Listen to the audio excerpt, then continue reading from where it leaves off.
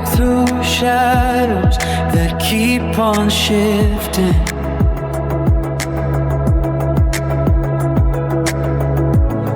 With dreams that linger just out of reach.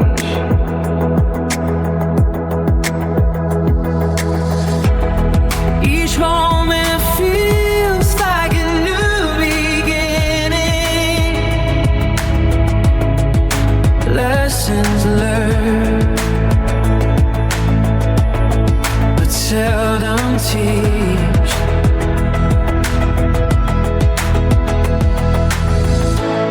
In the silence, hear the heart calling. Ladies and gentlemen, welcome back to Echoes of Change Culture in Flux podcast. Today is our season final, our very first season of Echoes of Change Culture in Flux, and today we are closing the season as we announced in the very beginning. We said that this podcast is organized in season because we needed to keep, or I needed to keep, let's say, a structure into the topics that I am touching here. And for me to do so, to be able to do so, I have organized the podcast into different seasons, each season highlighting a culture that I believe is taking shape in our society or has already taken shape in our society. So today is exactly what we are going to do. We are going to talk about a new culture, a culture I believe has taken shape in our society. It is a very modern one, but if you follow us since the beginning, everything that is modern has usually its roots in the past, in the tradition, in whatever has happened in the previous centuries, etc.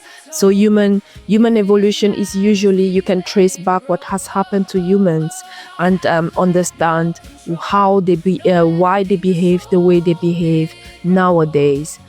For the one who were able to listen yesterday I posted also 2 monologues. One monologue was summarizing all the topics that we have had until then. And the second monologue indeed already opened the door for this culture I am going to thematize today, here and now again. So today we are going to fully talk about digital irony and post-sincerity culture. For the one who listened to the second monologue yesterday, you already know a little bit what it is, right? Like you already know digital irony and post-sincerity culture. Maybe you also follow us on the social media because I posted 1 or 2 short videos where you see really the topics I am touching here. So today is going to be about that. So it is a topic that many of us feel that many of us know what is going on, but they don't know what words to use for it. Why modern communication feels so emotionally crowded and yet increasingly unclear at the same time. Crowded, why? Because so many people are exchanging online. You can see when you post the videos how many people can like, how many people can comment, how many people can participate in the topic that you raise. But yet, increasingly, we feel that the communication, however, is being unclear. So, for example, why do people joke instead of confess? Why does sincerity sometimes feel embarrassing now when we communicate with each other online? Why do we hide serious emotions behind memes, behind irony, behind emojis, or vague language? And why, despite being more connected than ever, me here sitting in my room, I literally can get in touch with someone sitting in Singapore and talk with that person, even have a face-to-face call? So why, despite being so much connected than ever, do so many conversations feel emotionally unfinished? So this episode explores what happens when communication evolves, insight environment built around permanent visibility, that's a keyword, permanent visibility, social exposure, another keyword, algorithmic circulation, another keyword, so we have now 3, and then constant interpretation. It never ends. That's another keyword. That's a total of 4 keywords there. So it never ends. You post it, it's there. It's maybe no longer trending, but it's enough to do a research about that specific post and person, and literally the machine or the tool is going to pull out what that person posted, what that person wrote to that one person. It goes from private conversation to public conversation where many people are involved. So this episode explores all of that, because in digital culture, speech no longer disappears once it's spoken. It can be archived, reposted, reframed, misunderstood, and turned into a social currency long after the original moment has passed. We can all agree that if I go into Instagram now, literally, I can find posts from 10 years ago, a decade ago, to say the least. So over time, when these things happen, like people notice that, oh, whatever I write here, it is forever here. It might very well get into hand of people that I never met in my life. And the algorithm is always doing its job. So when people notice all of these things, they begin to soften the language. They begin to age. They begin to imply instead of declare. They begin to perform detachment even when they care deeply. They begin to do all of these things just to be okay with the environment, not because emotion disappeared. We do agree that, or I would like to believe that we agree that inside of each one of us, there are still feelings, strong feelings, sometimes not that strong. Sometimes it's even we are overwhelmed, but for sure, we have feeling inside us. I say for sure, and I think directly at the French president. So, but the emotions are there, but we hide them or we try to express them in a weaker way because we fear exposure. So being clear, being direct now can cost you a lot online. So this episode introduces a new culture I would like to call, or I am actually calling already, digital irony and post-sincerity culture. This one episode or this one topic, I barely do that. But today, allow me to encourage you to read the article that I published about it. Because when you read the words, maybe it will sink some more. Please go to LinkedIn. For those who have LinkedIn, for those who are on X, also tune into X, my page, and open the newsletter, the latest one that I published. It is about digital irony and post-sincerity culture. And try to read. It's not long. And I try to make it, let's say, easier to digest. Not really schooling, but easier to digest for most of the people. But at some point, you have to keep a seriousness that allow you to develop the topic that you are having. So at some point you are going to have all these how can I call them, concepts that you have to understand for you to understand digital irony and post-sincerity culture. So this one, exceptionally, I am encouraging you to go and read the article. And when you read the article, please do not take it as the one verified source of truth. I encourage you to read about other authors or about other publishers who are talking about the same topic, maybe not in the same manner, maybe not with the same focus, but they are still talking about it. So this is what I would like to do today. So Exactly. So this episode introduces that new culture, a communication condition in which people still feel intensely, struggle. So, what is digital irony and post-sincerity culture? I am going to explain it here in 1 or 2 sentences because the whole episode is about that. So we have time today to talk only about that. Digital irony and post-sincerity culture is a communication condition in which people still feel intensely but increasingly struggle to express those feelings directly without protecting themselves online. Most of the time, it can also happen offline. From relationship to friendship, to classrooms, workplaces, institutions, and public discourse. We will explore how irony, ambiguity, and reversible language gradually became survival strategy in modern life and communication. But this is not simply a conversation about the internet and internet culture. I think it is also a conversation about trust, vulnerability, identity, and about what happens when human connection, when clarity itself begins to feel dangerous.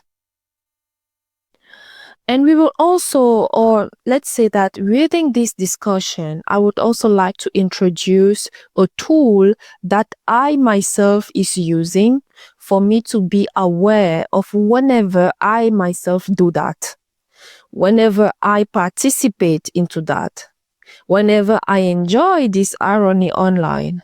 So this tool, I call it a framework. It is a framework that is not only meant to help us to understand what digital irony and post-sincerity culture is, but also to analyze whenever we are participating, we are experiencing that either with us or when other peoples are doing that toward us.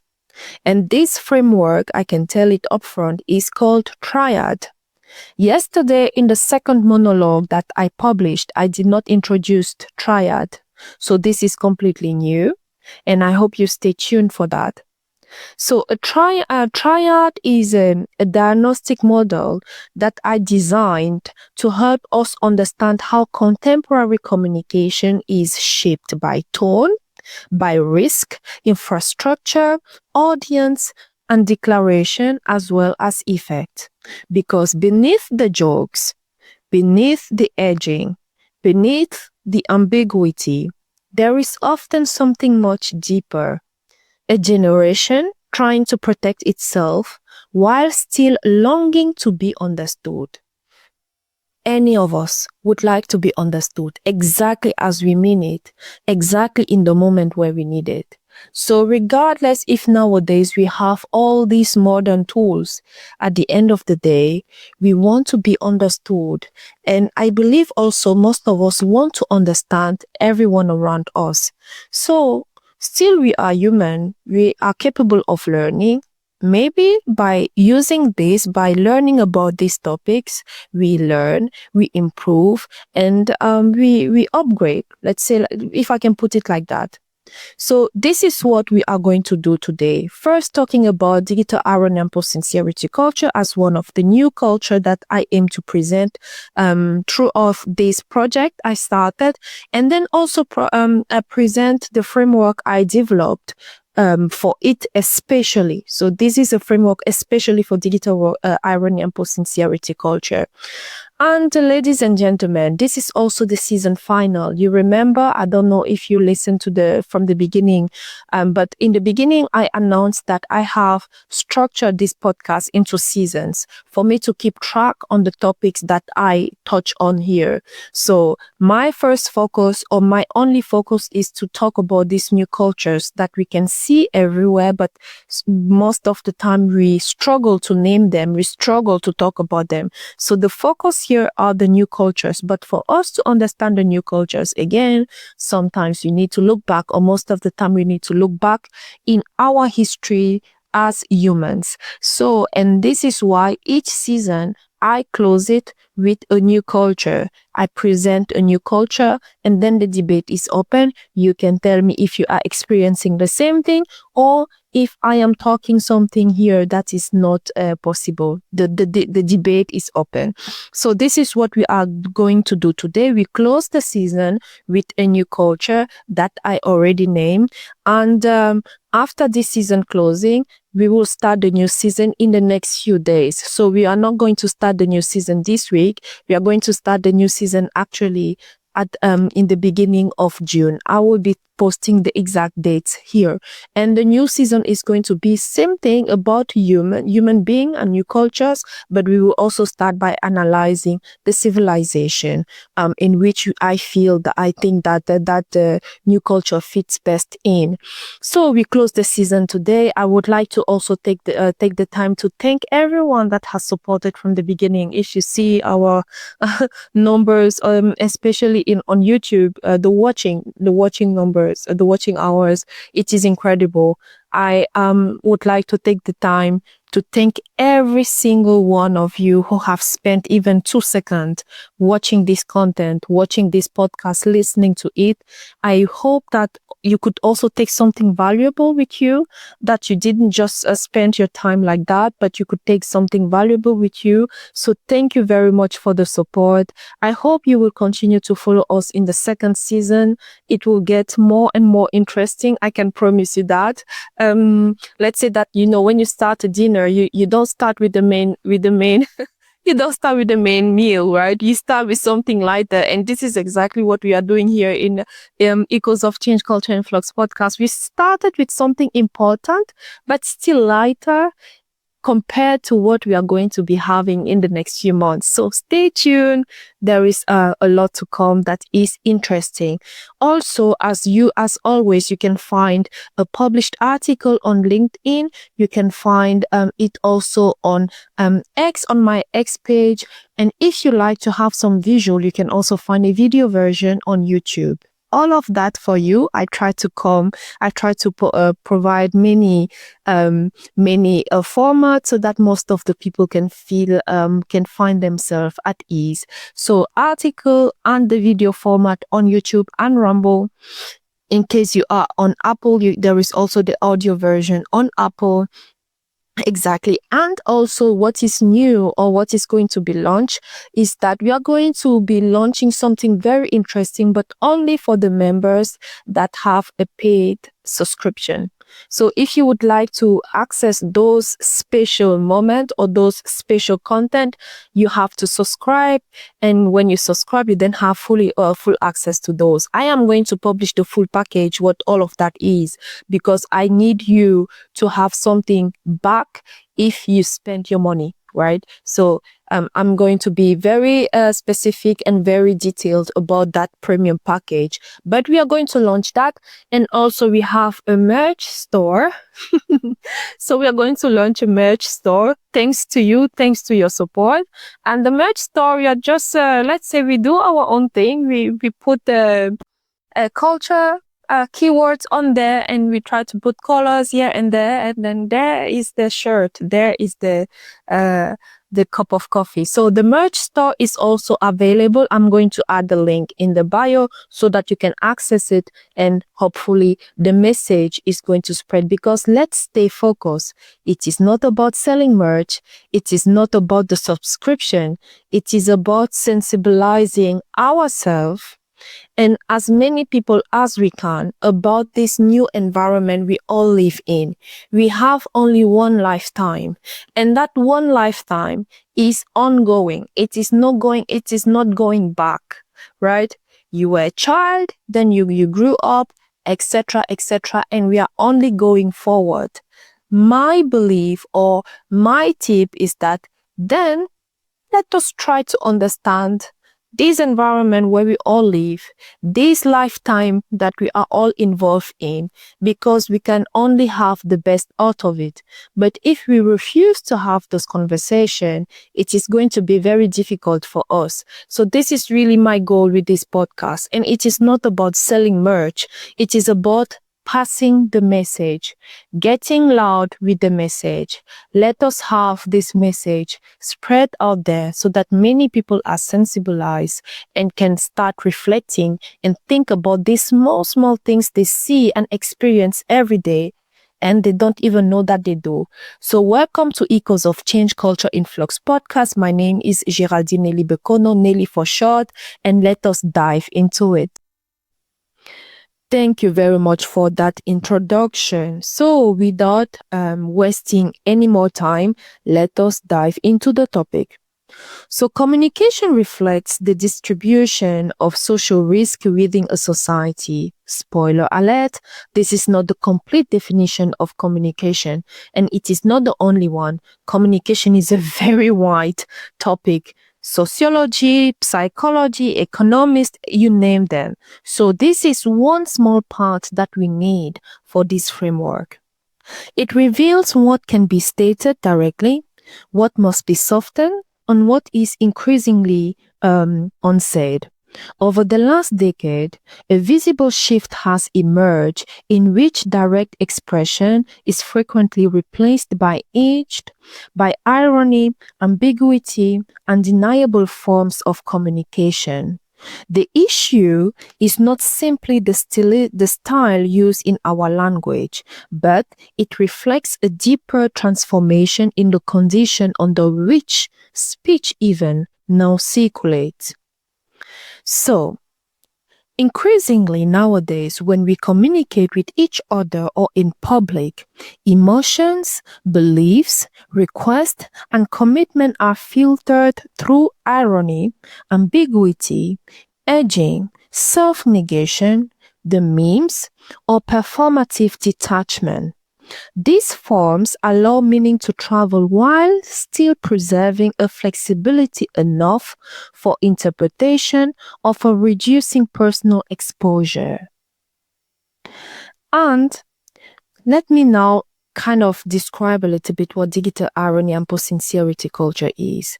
Digital irony and post-sincerity culture is a communication regime or genre in which individuals adapt to conditions of heightened visibility and reputational exposure. What do they do? By translating direct expression into lower risk of more reversible forms. Under this condition, sincerity increasingly feels less like openness and more like vulnerability without protection. The central argument of this new culture that I am naming, it is that contemporary digital environments systematically reward communicative reversibility.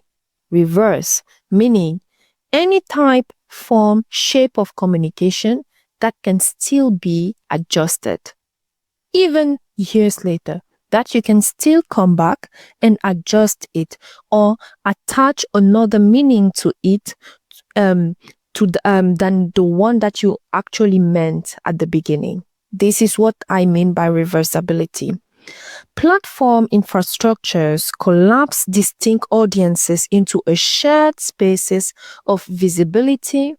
They preserve statement over time, they accelerate judgment, and expose communication to continuous reinterpretation. In online communication, Facebook, Instagram, X, IG, you name them, it is always ongoing. There is never a stop. Do we agree on that? I believe we do, or most of us. As a result, indirectness, tonal detachment, ambiguity, and deniability increasingly emerge, not merely as a stylistic preferences, but as an adaptation to social strategy and communication.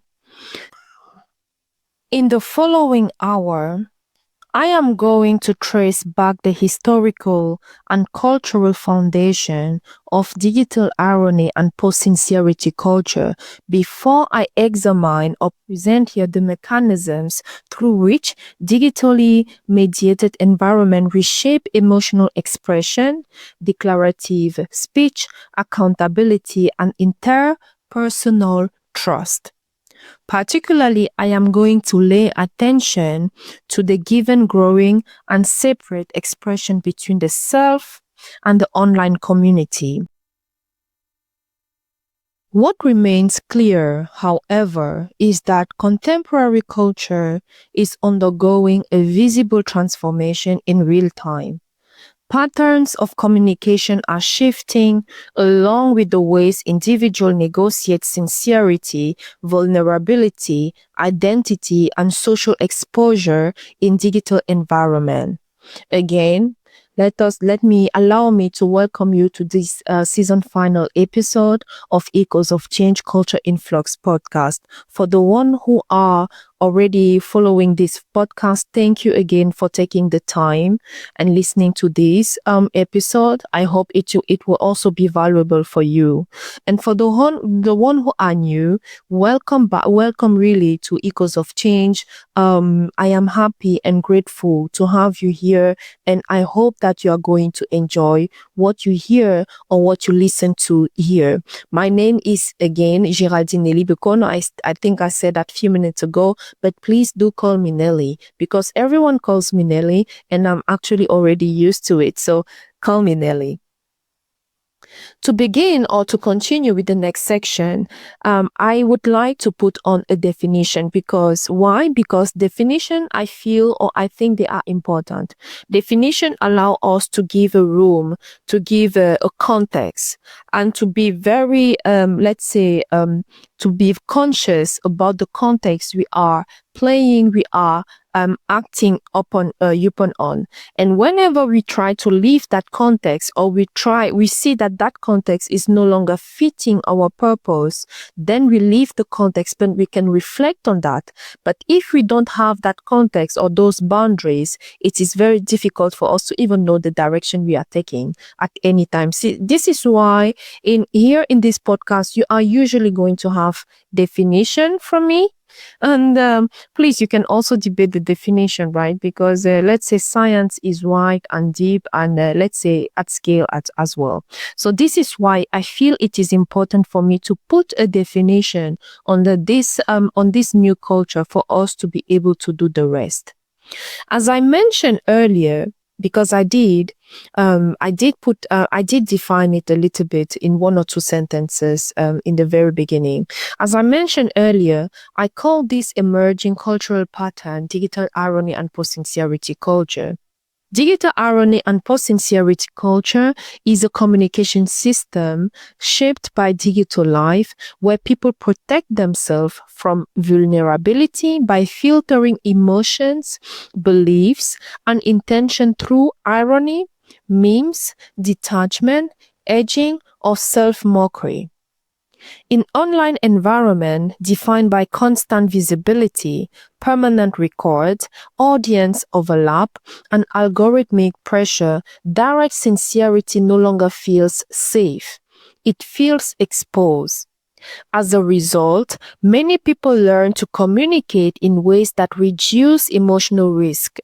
The less direct the message, the safer the speaker feels.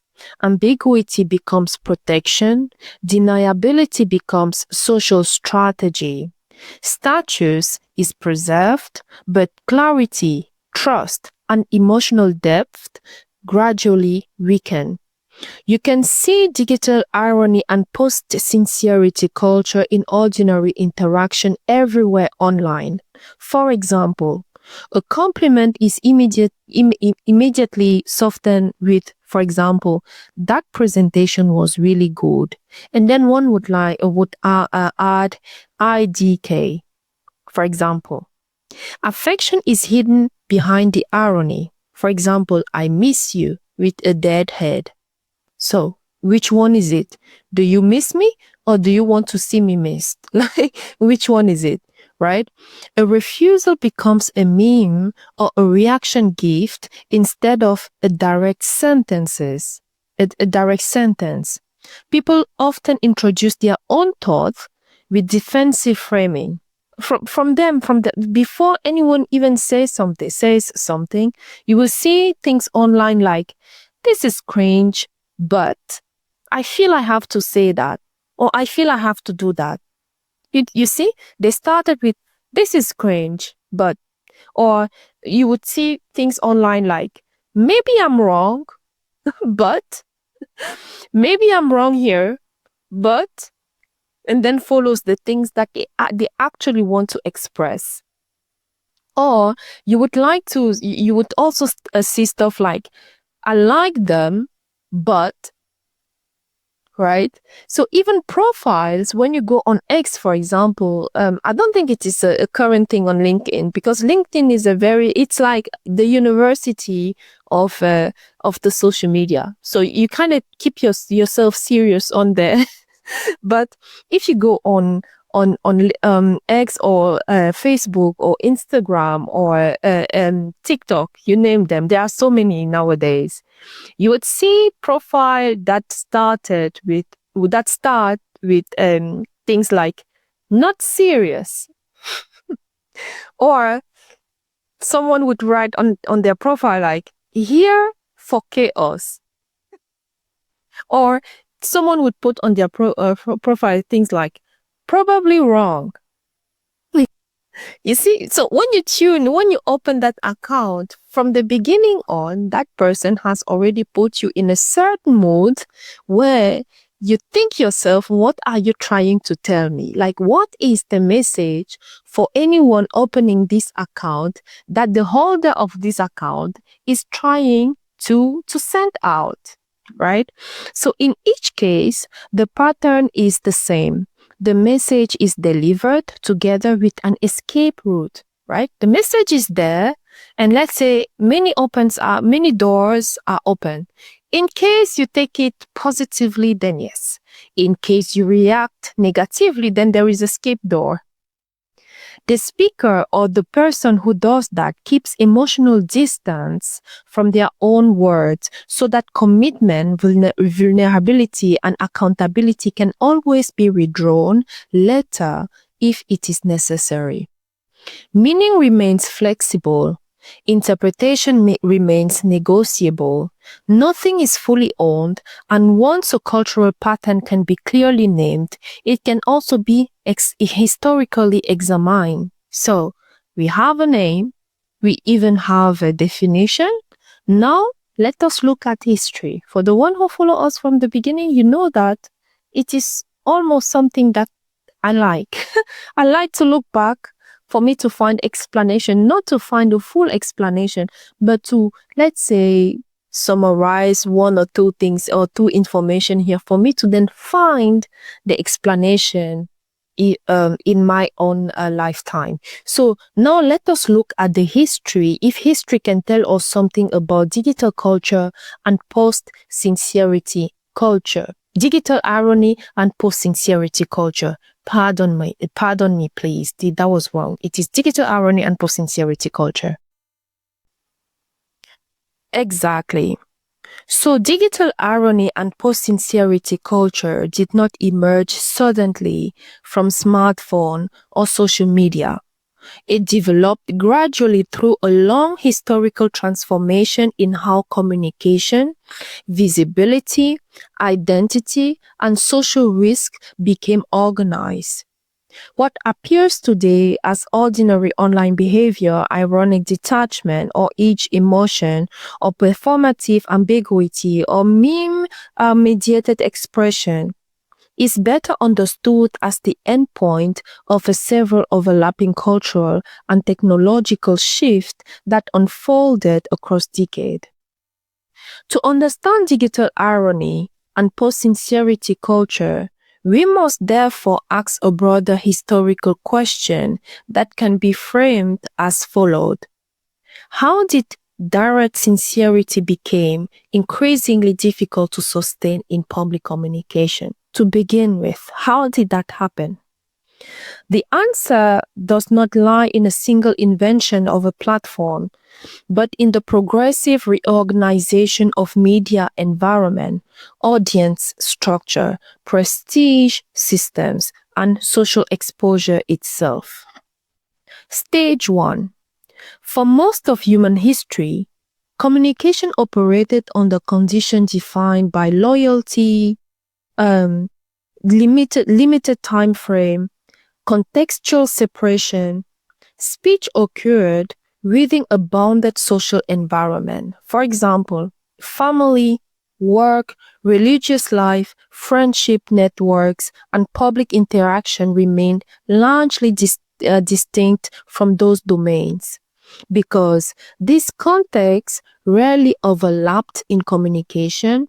Therefore, in the past, communication was implicitly protected by social segmentation. A statement made in one environment did not automatically persist across all others, and its consequences were therefore temporarily and socially limited. In this structure, communication resembled a system of controlled disappearances rather than permanent inscription, a condition still visible in oral storytelling, for example, tradition, where meaning depended heavily on presence, on human presence, on human memory, as well as situational context, rather than a reproducible record. Like, this is recorded, this has been documented on Facebook, and that's it. There is no way it's going to disappear anymore. Even as the written communication expanded, we saw that with the first form of writing with proto-cuneiform in Mesopotamia, for the one who can remember. Even as written communication expanded through, for example, the printing era that we have had in episode, I believe, number 2 or 3 with Johannes Gutenberg invention in Leipzig. So even as written communication expanded through print culture, durability remained institutionally filtered. Newspapers, letters, or early public archive, such as a print pamphlet during political revolution like the French Revolution, demonstrate early form of mass circulation, yet even there, that communication was still mediated by a gatekeeping structures that determined what entered the public memory and what faded into obscurity. The first major shift occurs in this sense with the rise of broadcasting, the mass media in the 20th century. Television, radio, cinema, and advertising created a shared cultural environment in which millions of people were exposed to identical narratives simultaneously. Programs such as I Love Lucy or later globally distributed format like Friends. Who watched Friends and who watched Friends more than one time? Maybe someone can comment in the comment section. So format like Friends do not merely entertain only. They actually standardize a narrative expression across geographically separated audience. So me, for example, I was born in Cameroon and I immigrated to Germany later on. But I watched Friends exactly as the person who was in Los Angeles back then, exactly as the one in Beijing, exactly as the one in, in Madrid. So this is what is meant by geographically separated audiences, where by this format, they were bound together. The same joke, the same character archetype, and emotional rhythm was collectively recognized, produced, and produced. It synchronized cultural perception. This is very important. That synchronization of the cultural perception. However, even in this regime, communication remains fundamentally unidirectional. The audience consumed but did not structurally participate in the production. Meaning was still stable through institution mediation. Television networks, film studios, and editorial structure controlled the narrative and the coherence behind the narrative. By the late 20th century, the culture or this structure began to shift or to change internally as media became reflexive. Cultural production no longer simply presented narrative, but increasingly referenced those narrative on the construction. One popular example that I think every one of us can recognize, The Simpsons. The Simpsons, a key example of what transformation was. The Simpsons operates simultaneously as a sitcom, but also as a commentary sitcom. And even like you could watch, but you can also comment on that. This is what I mean here. But even on its own longevity, the cultural, it was still mediated by someone, a production team behind the scenes. At the same time, late-night television formats such as The Late Night with David Letterman institutionalized irony as a dominant communicative mode. Guest interviews became performances of self-awareness, of sarcasm and meta-commentary where sincerity was constantly interrupted by visible distance.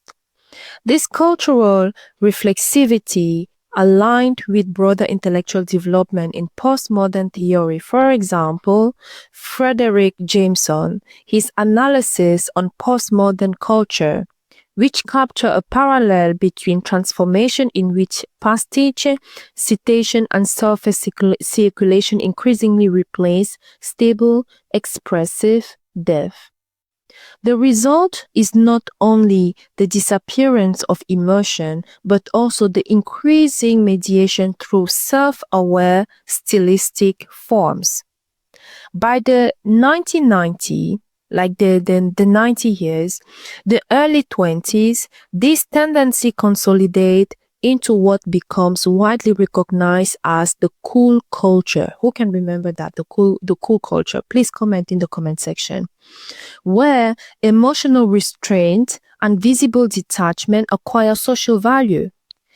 This is evident in advertising strategies such as Nike ironic self-aware campaigns or Volkswagen minimalist understated branding approaches, which signal sophistication through controlled emotional distance rather than explicit persuasion. In music culture, brands such as Nirvana embody paradoxical form of mainstream success grounded in anti-performances aesthetic, while indie acts such as Pavement and Modest Mouse further normalize understatement fragmentation and intentional resistance to polished expression. Across these domains, emotional transparency became less culturally dominant than the ability to signal awareness of performance itself. Early internet culture intensified these dynamics within partially detached identity systems. Forums such as Something Awful. Who saw that? Who can remember that? Something Awful. It was so awful. So Something Awful or early Reddit communities along with image board like 4chan or developed communicative style rooted in memes, irony, and absurd repetition and layered into group preferences.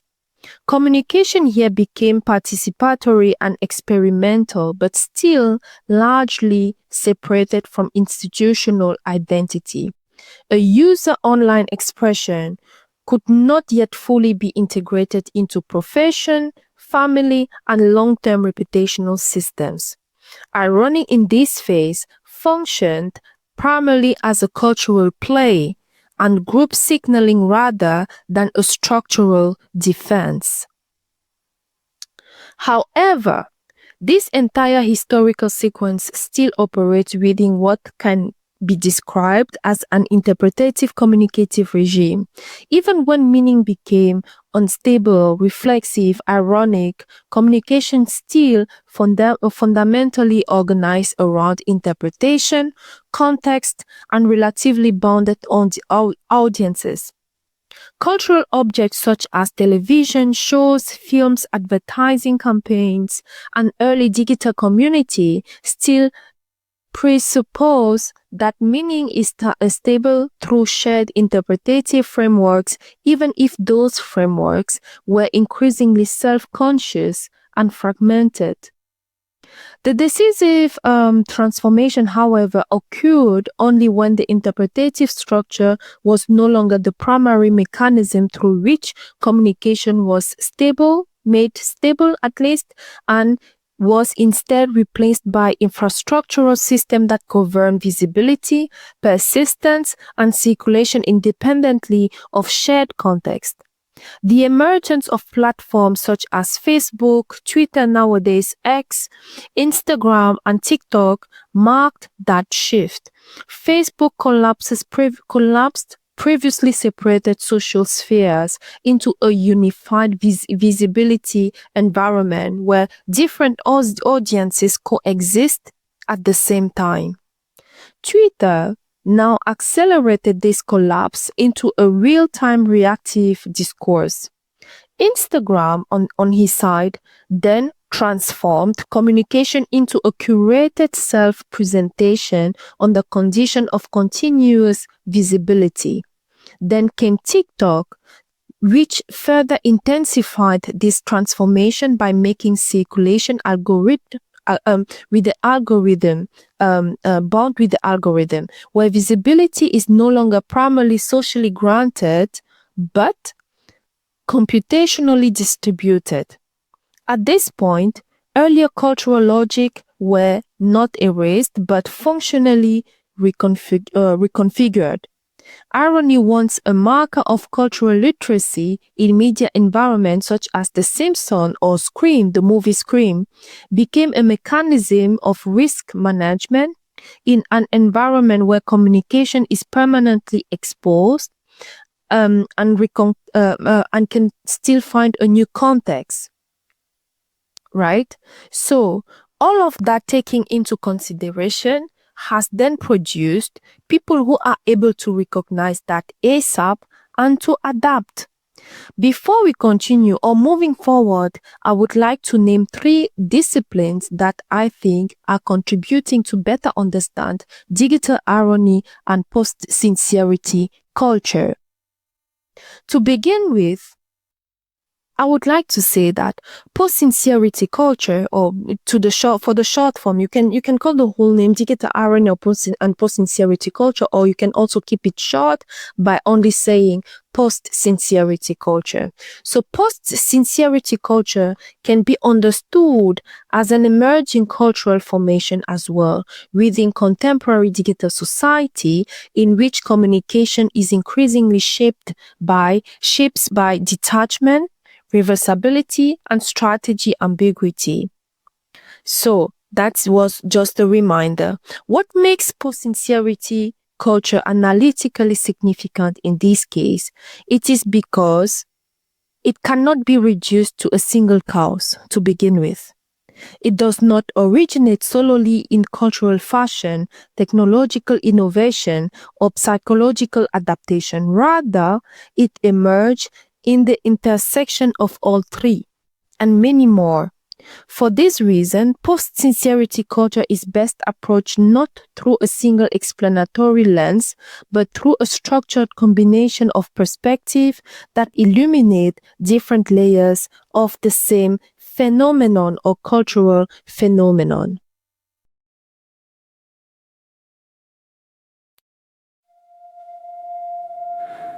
There's a sentence sitting in my throat, like it knows my name. I hold it until it quiets down, enough to stay. I don't press send, I measure risk before pleasure. Every word weighed like it's filing paperwork on my future. I learned how to sound open without opening, how to suggest truth without owning it. Every message written for 2 audiences at once, the one who reads it now and the one who finds it months from now. So I soften the edge round the spine, leave just enough meaning so I stay unsigned. I feel it rise, then I calm it down, turn the feeling into safe sound. Not because it's wrong, but because it's mine. Before I send, I breathe it in. Before I send, I slow my hands. I don't need armor, I don't need plans. I just need you to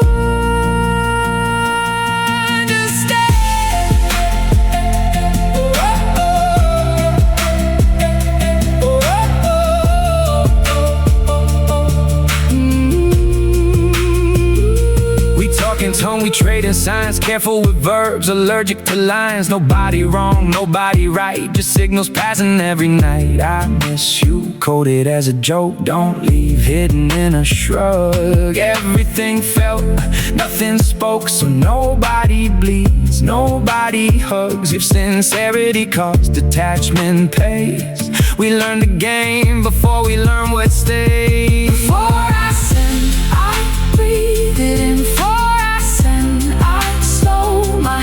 I don't need armor, I don't need plans. I just need you to understand. If I say it plain, will you stay? If you stay, can I afford it? I don't need forever, just somewhere this doesn't echo.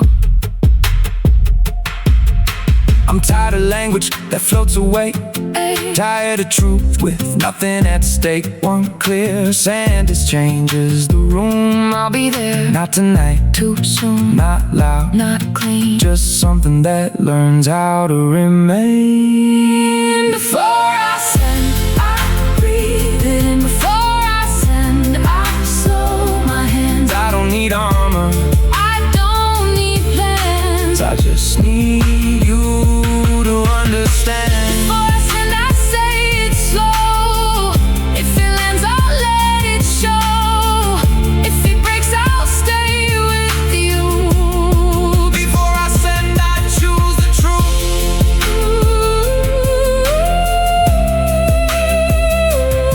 There's a sentence.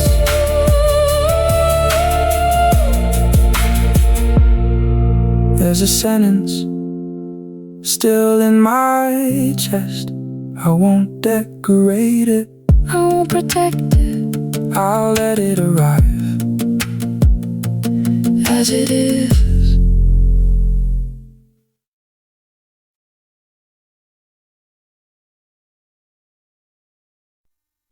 It is important to note that digital irony and post-sincerity culture did not appear suddenly overnight, just like that.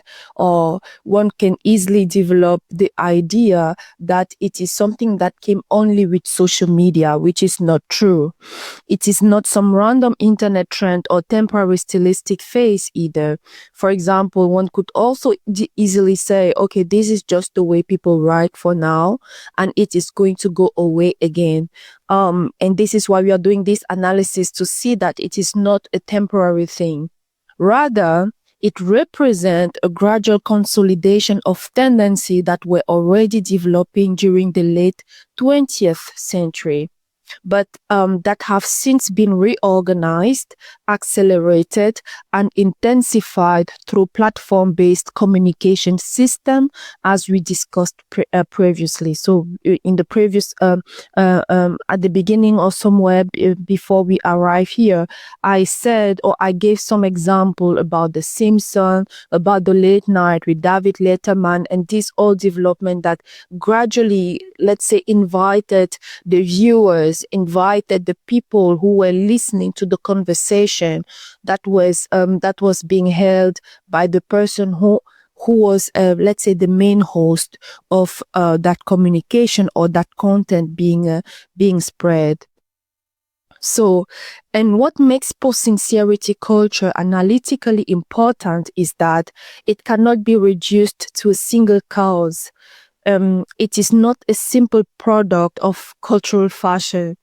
and it is not the result of technological innovation. As I said, one could say, okay, but before the iPhone, before the smartphones, before the social media, this didn't exist at all, that someone can be ironic with itself, with themselves, or that someone can express some sort of detachment. No, it is not really with that era that everything started.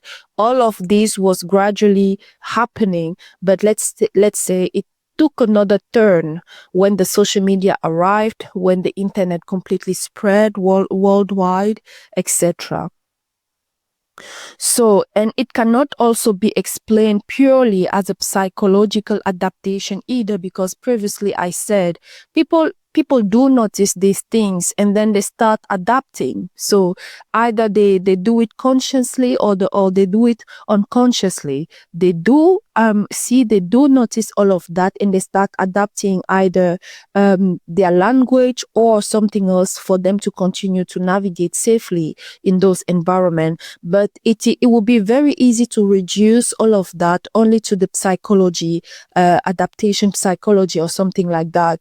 So instead, I believe, or my stand is that post-sincerity culture, digital irony, and post-sincerity culture emerges precisely at the intersection of all three. So, and for that reason, to understanding post-sincerity culture requires more than a single explanatory framework. It requires a structured combination of perspective that each illuminate a different angle, a different layers of the same phenomenon I am thematizing here. The first of these, I would say, is sociology. And let's take sociology from a cultural standpoint. So sociology of culture, if that name exists, let's say now you heard it. You heard Nelly say that sociology of culture, because I want culture to be at the center of this analysis. This perspective helps us to understand sociology of culture, that digital irony and post-sincerity culture is a transformation in expressive norms, the norm and valuation, social valuation. I don't know if norm tells you something. Norms is something that the society would see as the right thing to do. And social valuation, if you adapt to the norm, then you are going to be a valuable asset for the society. So this is why here in this sentence, norm and social valuation are very important to keep in mind. In other words, it allows us to examine how irony, detachment, self-awareness, and emotional distancing gradually become culturally rewarded forms of communication. So we are at the intersection, or already living in an environment, mainly online environment, but also gradually even offline environment, where the form of communication that is distant, that is ironical, that express self-detachment is rewarded. You would be celebrated for that. You would become, for example, in online interaction, a lot of likes, a lot of comments and engagement, what the algorithm calls engagement for your content, and you would be rewarded for that. And this is the problem. We are moving away where the norm was be clear, be direct, be honest, be let's say transparent. And we are moving away from that to a stand where be ironic is the new norm, where express self-detachment is the new norm, where when someone, for example, says, I liked this content, or this presentation was really well done, it is no longer, let's say, rewarded to say that, you have to say that in an ironic form, and this is what will be rewarded. Or, for example, the example I had at the very beginning, I enjoyed our walk. Can you be, would you be available for another one on Friday? And this is no longer the way the society would reward you to say that. They want you to be, it would be the norm to be ironic in the fact that you express that you liked that walk, and you would like to have another chance, another opportunity to have the same walk, right? And this is what is important to take here, because we are not saying it is a trend or what I saw, and I don't know if anyone can comment or share their experience in the form that you would like to share it. But this is not something that only happened since 2020. When you actually look back, this irony, self-expression, self-detachment, etc., it is more than 2 decades now that is ongoing, and actually now you can earn money, you can be rewarded, and you can be celebrated for being so. And once the reward is in place, people are going to move toward it. Once it is rewarded to be ironic, people are going to go and do the irony thing because they want to be rewarded at first. And this is how slowly, either with being aware of that or not being aware of that, but their own way of being and communicating is changing at first, at the very basis. So, and over time, these behaviors begin then to shape what society perceives as sophistication, credibility, intelligence, and even social competence within everyday interaction. And this is the first field, I think, that to understand digital irony and post-sincerity culture is important to notice or to consider in the analysis. And now to the second field that I think it is important also for this analysis. The second field I think one should consider here in order to understand digital irony and post-sincerity culture is media and communication studies. Media and communication studies approach digital irony and post-sincerity culture from a different angle.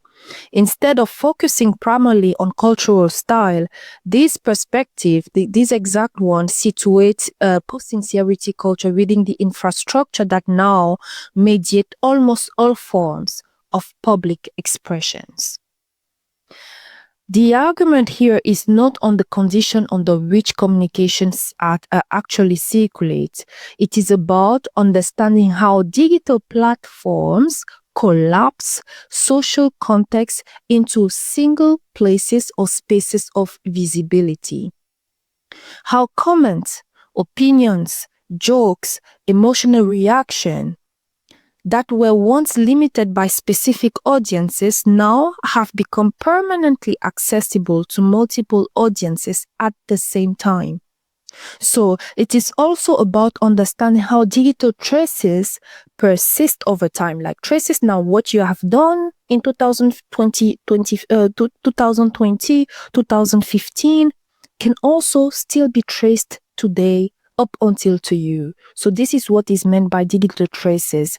So it is also about understanding how digital traces persist over time and how algorithm system continuously amplify certain forms of communication over others. Previously, I talked about the algorithm. And one can think algorithm, it's not that important. It is, because the algorithm is deciding what you watch the most in a day when you spend time in online platforms. The algorithm is the one selecting for you the type of tweet, content, conversation that you see in online platforms. So it is responsible partially, I would not put it all on the machine, it is responsible partially over about what gets pushed or not.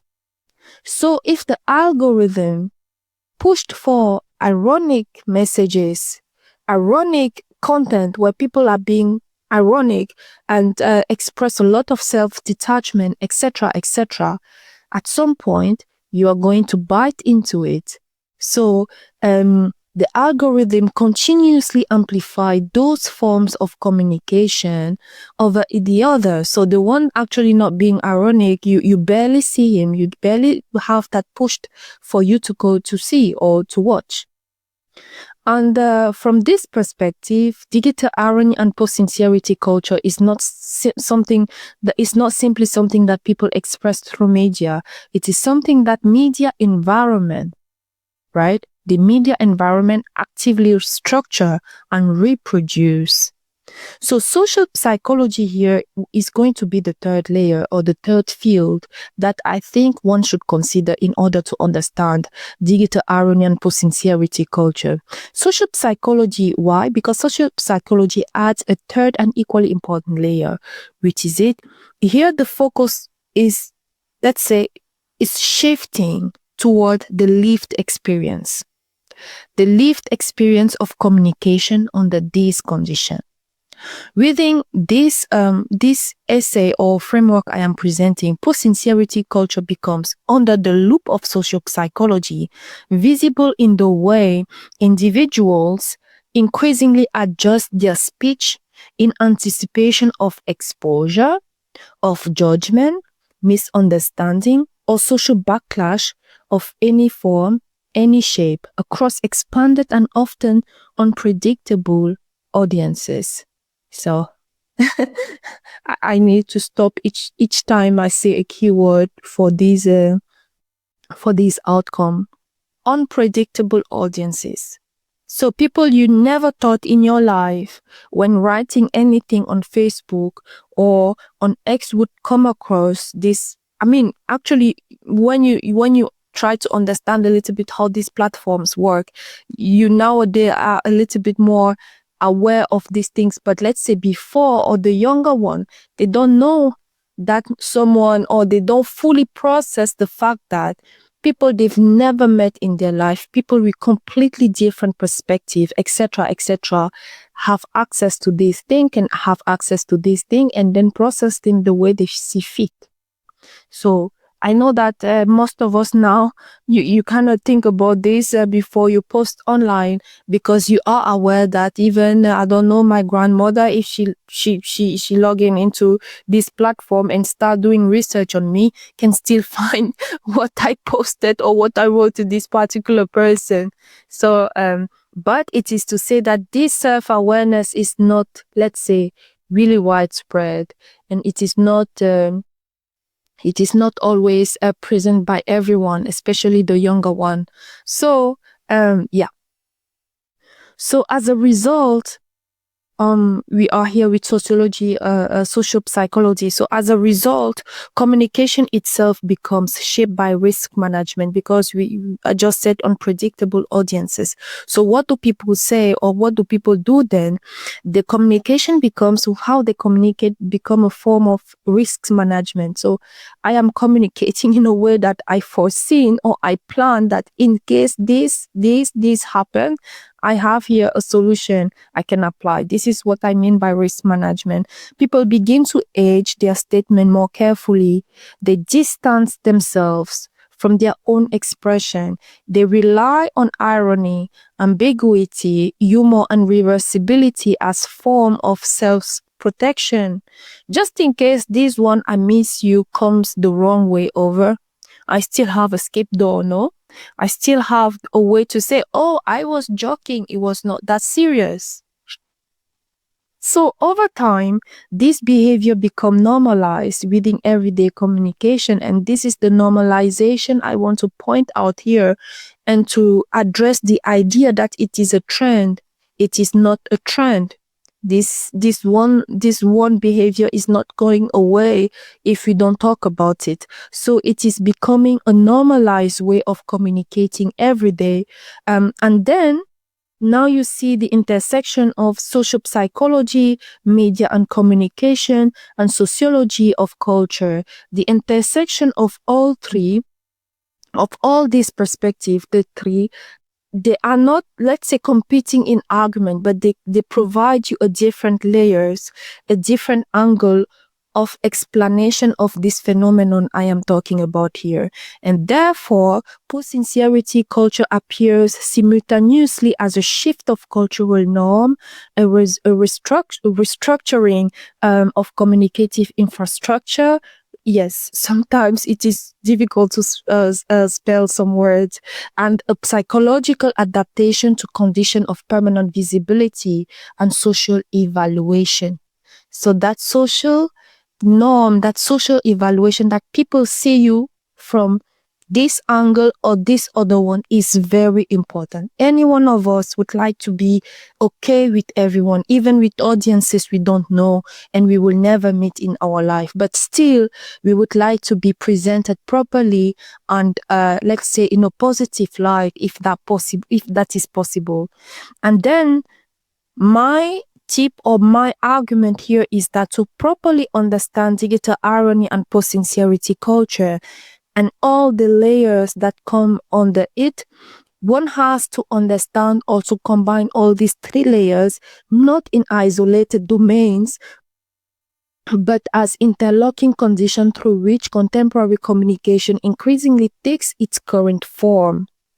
And now that we have touched more or less on the tree, let us go now step by step. Take one in isolation and look exactly and precisely what is it in social psychology that is making digital irony and post-sincerity culture being so much progressive in our society. What is it in media and communication that allows digital irony and post-sincerity culture to develop itself in our everyday life? What is it in sociology of culture that is making this new culture just improve or just get spread and implemented in our society? And this is exactly what we are going to do right away, ASAP.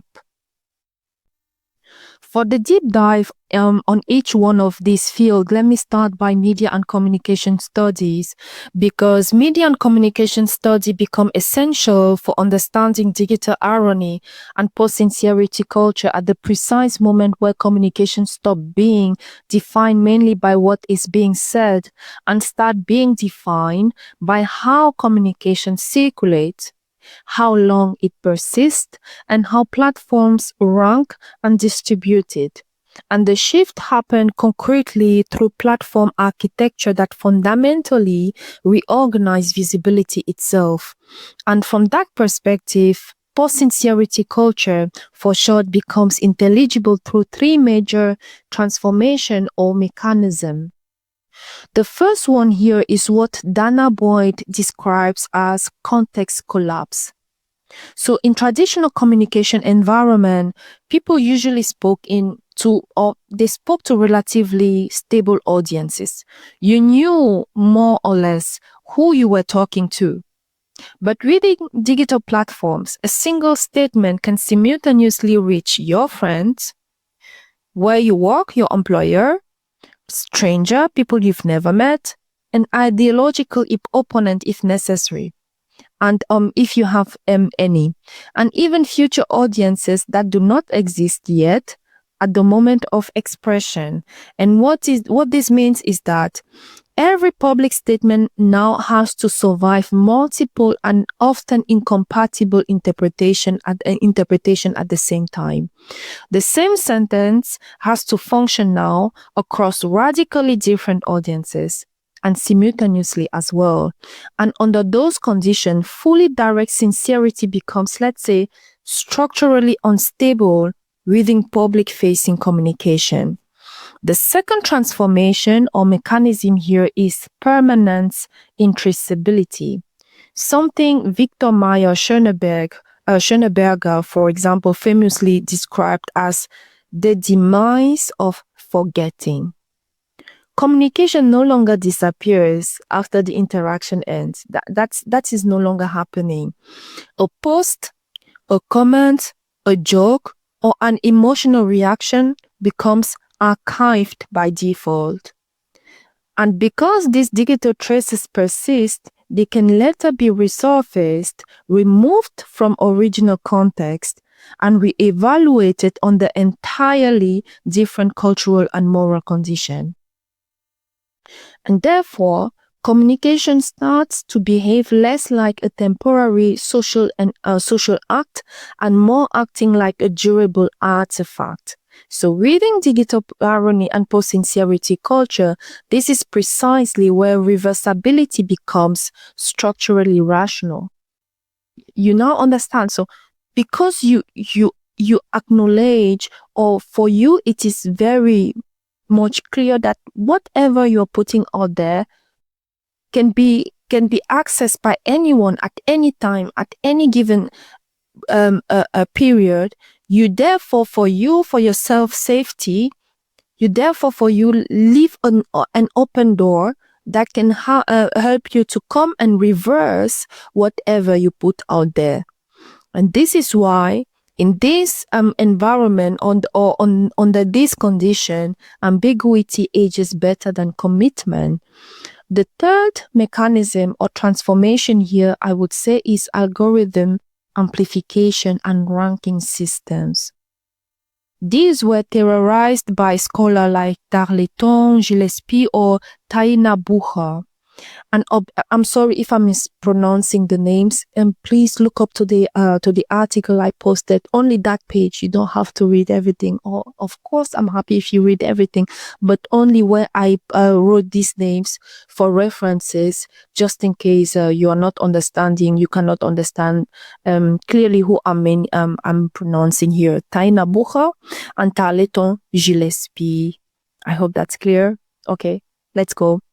So this was theorized by these two scholars as observable in platforms like TikTok's engagement driven distribution models. Like TikTok is really the best on this one.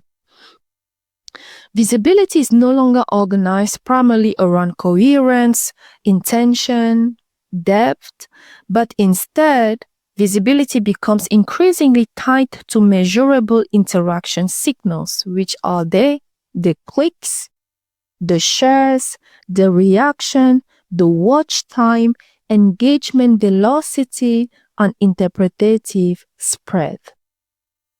As a result, platforms begin to privilege content that is easily interpretable across different audiences. So if your content can work in Germany, in France, in Los Angeles, in Beijing, in South Africa, in Cape Town, the more the algorithm likes it and push it, because you can communicate across different audiences that basically have nothing to do together, but then they can all understand, or they can imagine what you are trying to say because you're not really clear. So each one of them takes what they understand from their standpoint.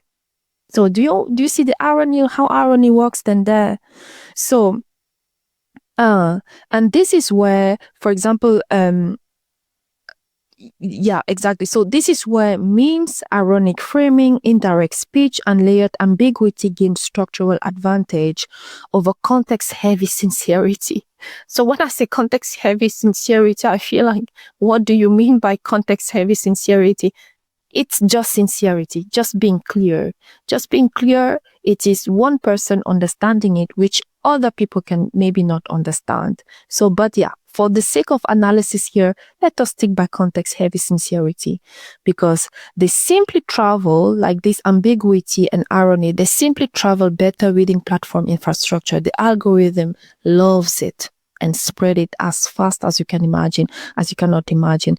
And from this perspective, digital irony and post-sincerity culture is not merely a cultural preferences.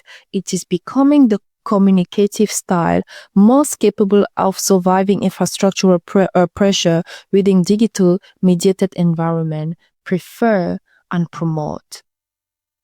So with that being said, now let us move to the next field that we take apart again and we observe that in detail. The other field that I want us to dissect or to look deeper into is social psychology. Why? Because social psychology explains digital irony, or allow us to explain digital irony and post-sincerity culture at a level of behavioral adaptation. The behavior that is being adapted under this condition. In other words, social psychology focuses on how individuals begin adjusting their expression before communication even occurs, under the condition of anticipated evaluation, possible misinterpretation, and growing social risk. One of the central entry points here, I would like to mention Erin Goffman's concept of face work. The idea that individuals continuously manage how they are perceived during social interaction. Please go and read. Very interesting. So digital irony and post-sincerity culture extends this logic into a very different communicative environment where the audiences are no longer stable. They are no longer local or physically co-present. Instead, the audience becomes potentially 1. Infinite, 2. Permanently accessible, 3. Capable of continuously reinterpreting communication long, really long after the original was produced. And this changes the micro-behavioral structure of language itself. For example, people increasingly rely on edging or modal softening. You would often see phrases or words on internet or online that are, for example, maybe you would see currently you will see a lot of I guess, or someone adding to their sentence or the sentiment that they are expressing, they add something like kind of. And this expression, what do? They reduce the cost of commitment if a statement is later unchallenged. So this is, you see, it's a small word, but it builds enough room for, in case I am challenged here, I can still fight back or I can still reverse it. I guess, kind of, maybe, you see? So it reduces the cost of commitment if a statement is being, let's say, challenged. What do you mean? What is your intent? Or criticize, I do not agree, for example, or resurface in a different context. So, and now similarly, the irony markers and distancing cues, what are they? I would say maybe if you know more, you can also comment. Sometimes I see, or very often I see things like LOL. LOL. So now LOL is out here. Any one of us can understand what they want by LOL in a specific sentence that is maybe not contextual, general. Or the emojis. Oh, we all love the emojis, right? We use the emojis everywhere, every day, everywhere. Even when we are being serious, we use emojis. Or even when we are expressing something deep, something sensitive, we use emojis. Or the scare quotes, or the exaggerating phrasing, or intentionally ambiguous humor. And what do they do? What is an emoji do? What does an emoji do in your when you express something? Or when you put LOL in a sentence, what does that do? It simply creates a space of retroactive reinterpretation of intent. So when I put an emoji in a sentence and someone comes and challenge me, or it comes very wrong, negatively to the other side of communication, like the receivers, and I can still come and reverse the intent of my expression, because LOL allows me to do that. LOL created the room for me to be able to do that. Or the emoji I added created the room that allow me now to do so. And a person can always later claim, for example, come on, I wasn't fully serious because I added LOL. And I can now say that I wasn't fully serious. Or when I add an emoji or another thing, I can say also, that was obviously ironic, right? When someone challenges me, I can say it was just, I was being ironic. It's obvious. So they are very small, but they are part of our everyday communication, and they very much allow us to build a lot of layers in the way that we communicate. The one that I'm mentioning here, reading this new culture, which is reversibility, ambiguity, and self-detachment, for me to be able to always preserve my safety, my reputation, my intent, and etc. when I communicating. So preemptive self-undermining works in a similar way. For example, statements such as, this might sound stupid, but that one is like, I cannot stop reading at it. This might sound stupid, but okay. So the tone is already given for whatever comes next, right? Or you would also see maybe people writing stuff like, maybe this is a bad take, but so, and you're thinking like, okay, when you already state from beginning on, this might be a bad take, what room do I have as the one receiving this message to say either it is a bad take or it is not? Because you already planned both. So you are being ambiguous, and therefore you still have room to correct. If I challenge you in a positive way, you would put thumbs up. If I challenge you in a negative way, or the one that you not expect, you can still have room to challenge or to correct that. And those function almost like reputational insurance before exposure even happens. So if you say, okay, what is going on here? Why do you say what you're saying? Or why do you write what you're writing? So your reputation, your intention, the intent on putting that out there, you come and say, oh, I said this might be a bad take, but I felt like I had to say it, but I know that maybe it wasn't fully a good thing, right? So I laugh, but these are things that not only we write or we consume every day, so they are part of us, part of how we communicate nowadays. But what I want to do here is to raise awareness. Please know that the fundamental way of how you communicate is being, let's say, more and more ironic, more and more unclear, and more, I don't know how, everything. And it is, I don't know, but at least we have to reflect on that and acknowledge that. And now we can still decide whether we do something about it, where we need clarity or where we need ambiguity. And yeah. And these are not simply random stylistic habits. They are risk management techniques.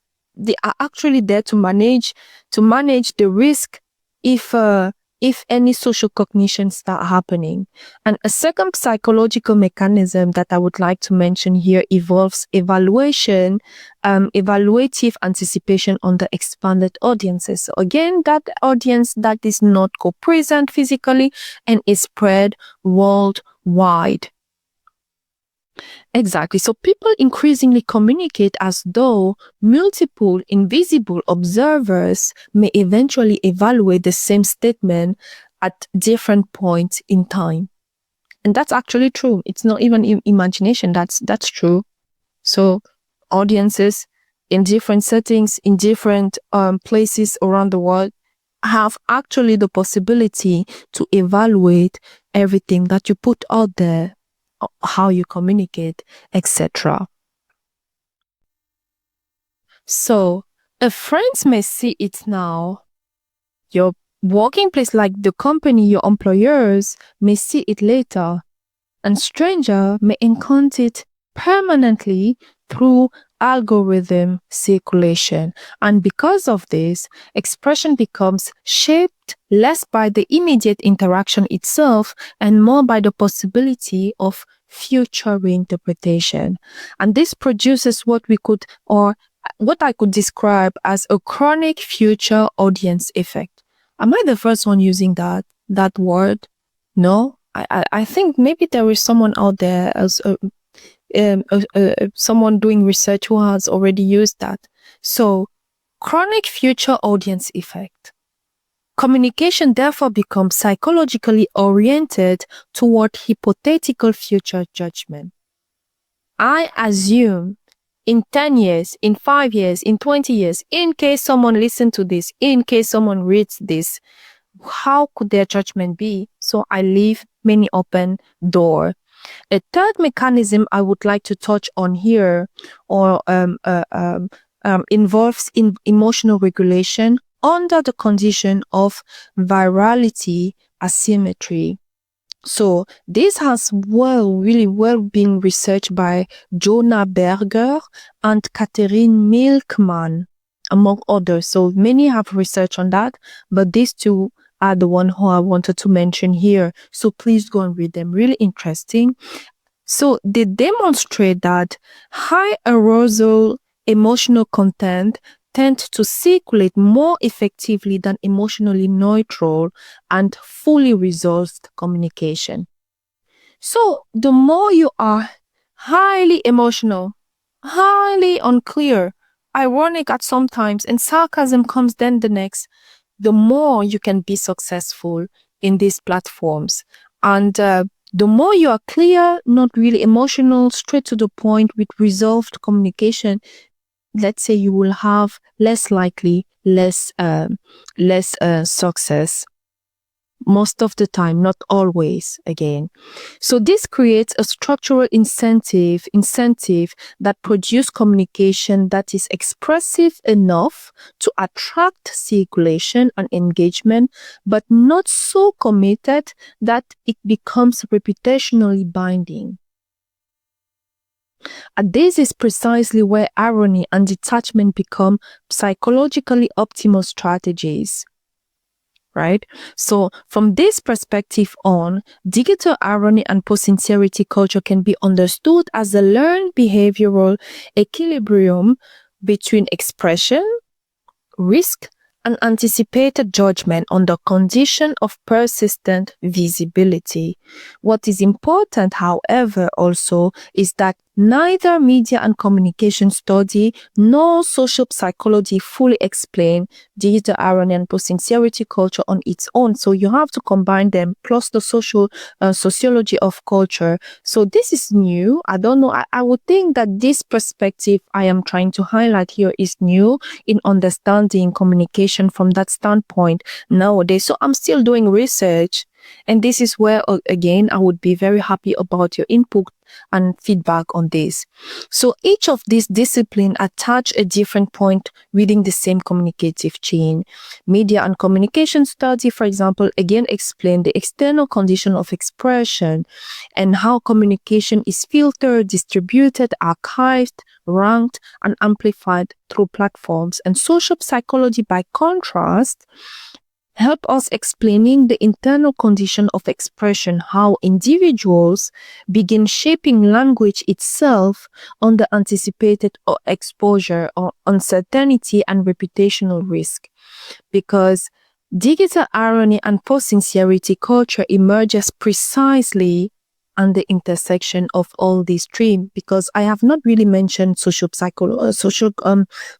of culture, but yeah, this also have to be considered.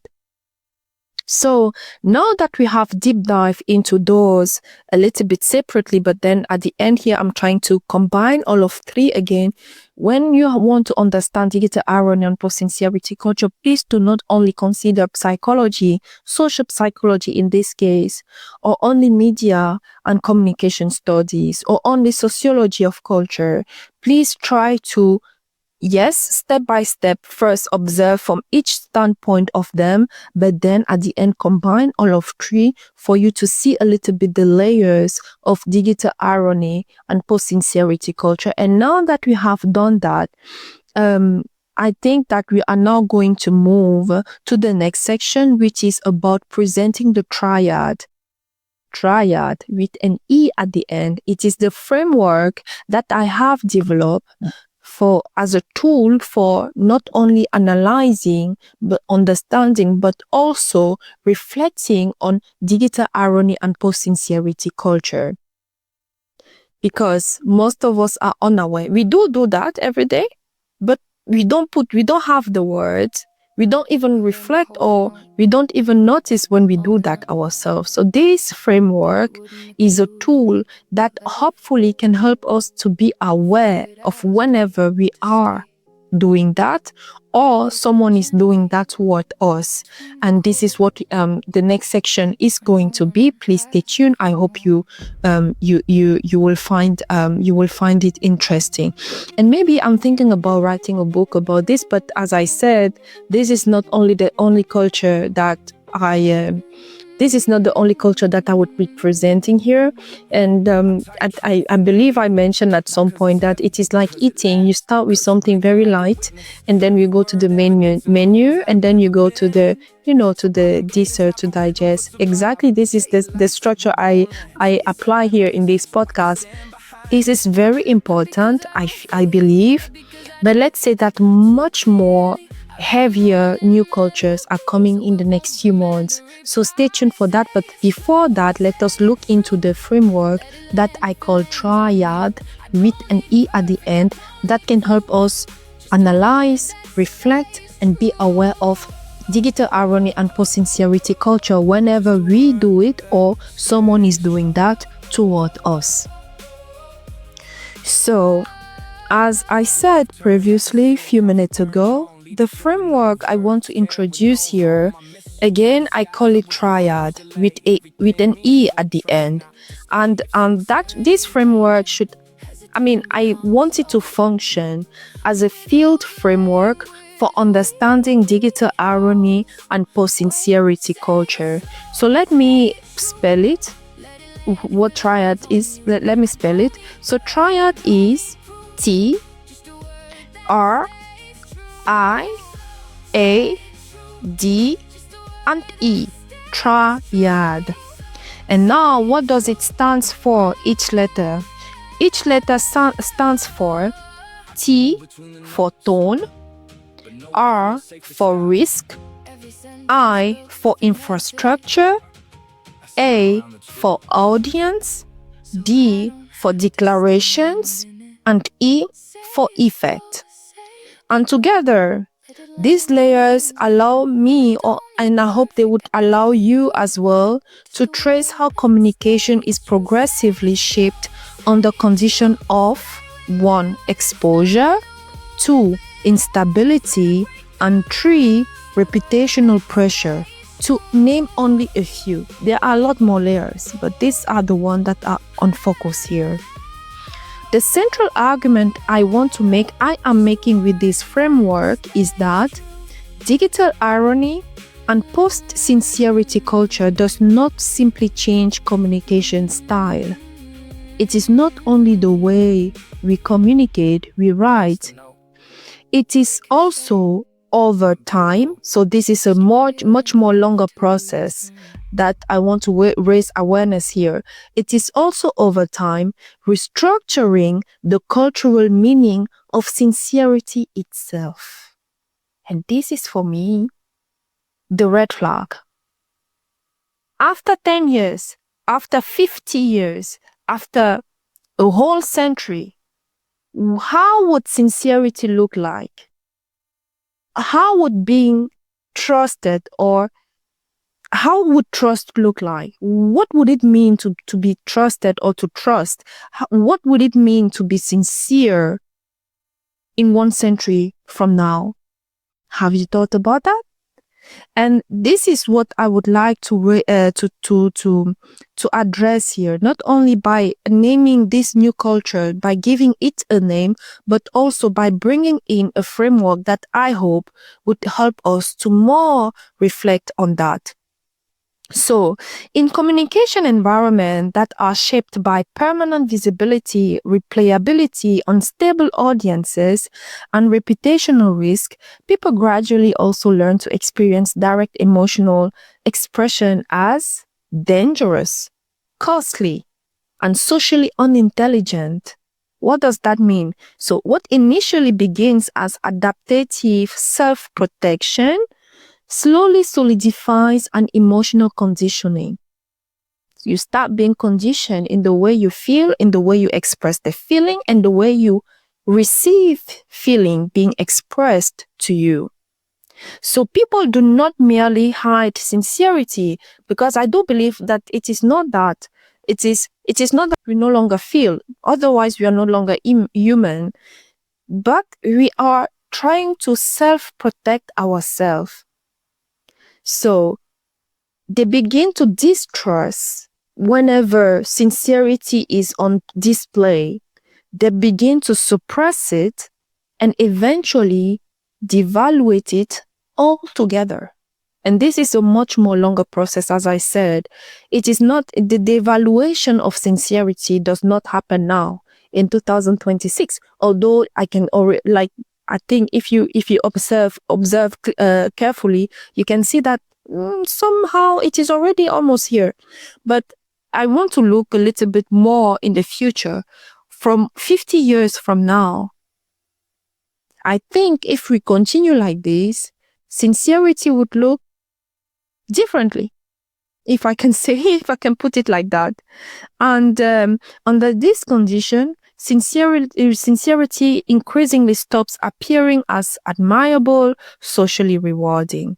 Direct emotional openness becomes associated with weakness, naivety, oversharing, low status, or lack of self-awareness. Does that ring a bell to you?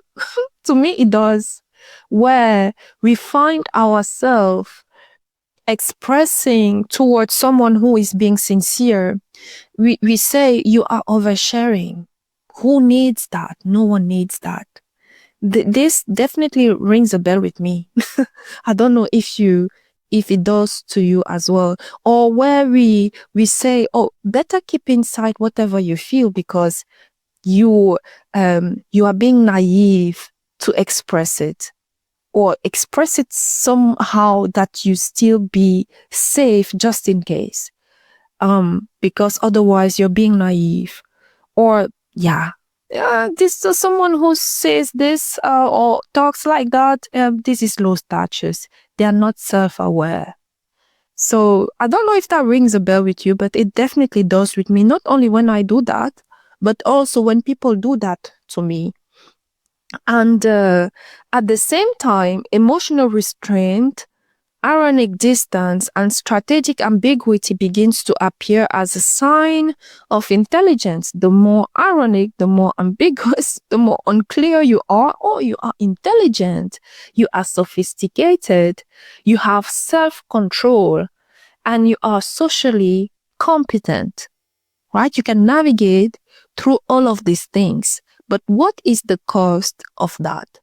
At some point, you no longer even know what sincerity look like. You cannot even recognize it, even if it was like posted in front of you in capital letters, right? So individuals then repeatedly immersed in culture of defensive communication that may gradually lose not only the habit of sincere expression, but also the ability to properly recognize, appreciate, trust, or even tolerate sincerity from others. Like at some point, we don't even tolerate that. At some point, even being calm is too much asking. So we don't even tolerate. In German, we say, es wird nicht mehr geduldet. Ich habe keine Geduld überhaupt für sowas. So then earnestness starts to feel embarrassing, vulnerability appears irrational, direct admiration feels excessive, emotional openness becomes interpreted as primary exposure. And importantly, this process becomes culturally self-reproductive, especially in online environment. Individuals shaped by digital irony and post-sincerity culture often reinforce the same defensive norms onto others through ridicule, through ironic distancing, through cringe culture, and the public punishment of visible sincerity. In doing so, the culture continuously teaches its participants to emotionally expose that emotional exposure is unsafe and that sincerity itself carries low social reward. And the result is not emotional absence. People still feel, because I'm still convinced, at least I believe a lot of people still have feelings, but the result is that the ability to express those emotions directly, fluently, and without protective mediation weaken.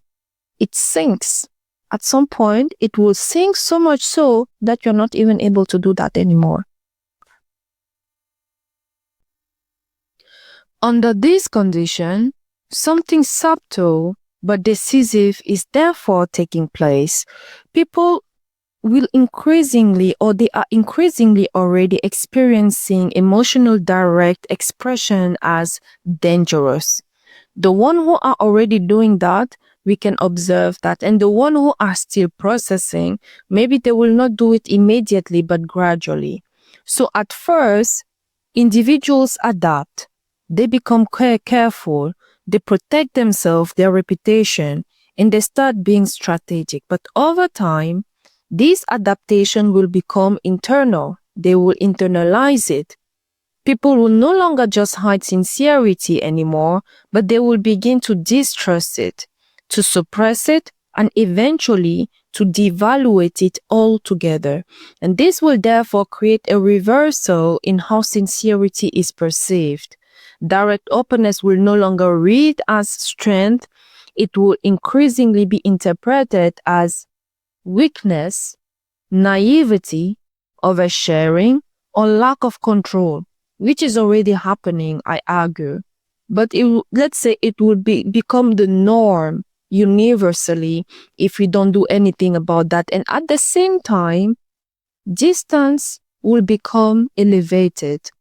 Irony, restraint, ambiguity will become the signal of intelligence, sophistication, and social competence. Can you imagine that someone who is incapable of sincerity is actually the one who is celebrated as socially competent, when social competence is actually being able to relate, to connect with to people sincerely, not playing a role.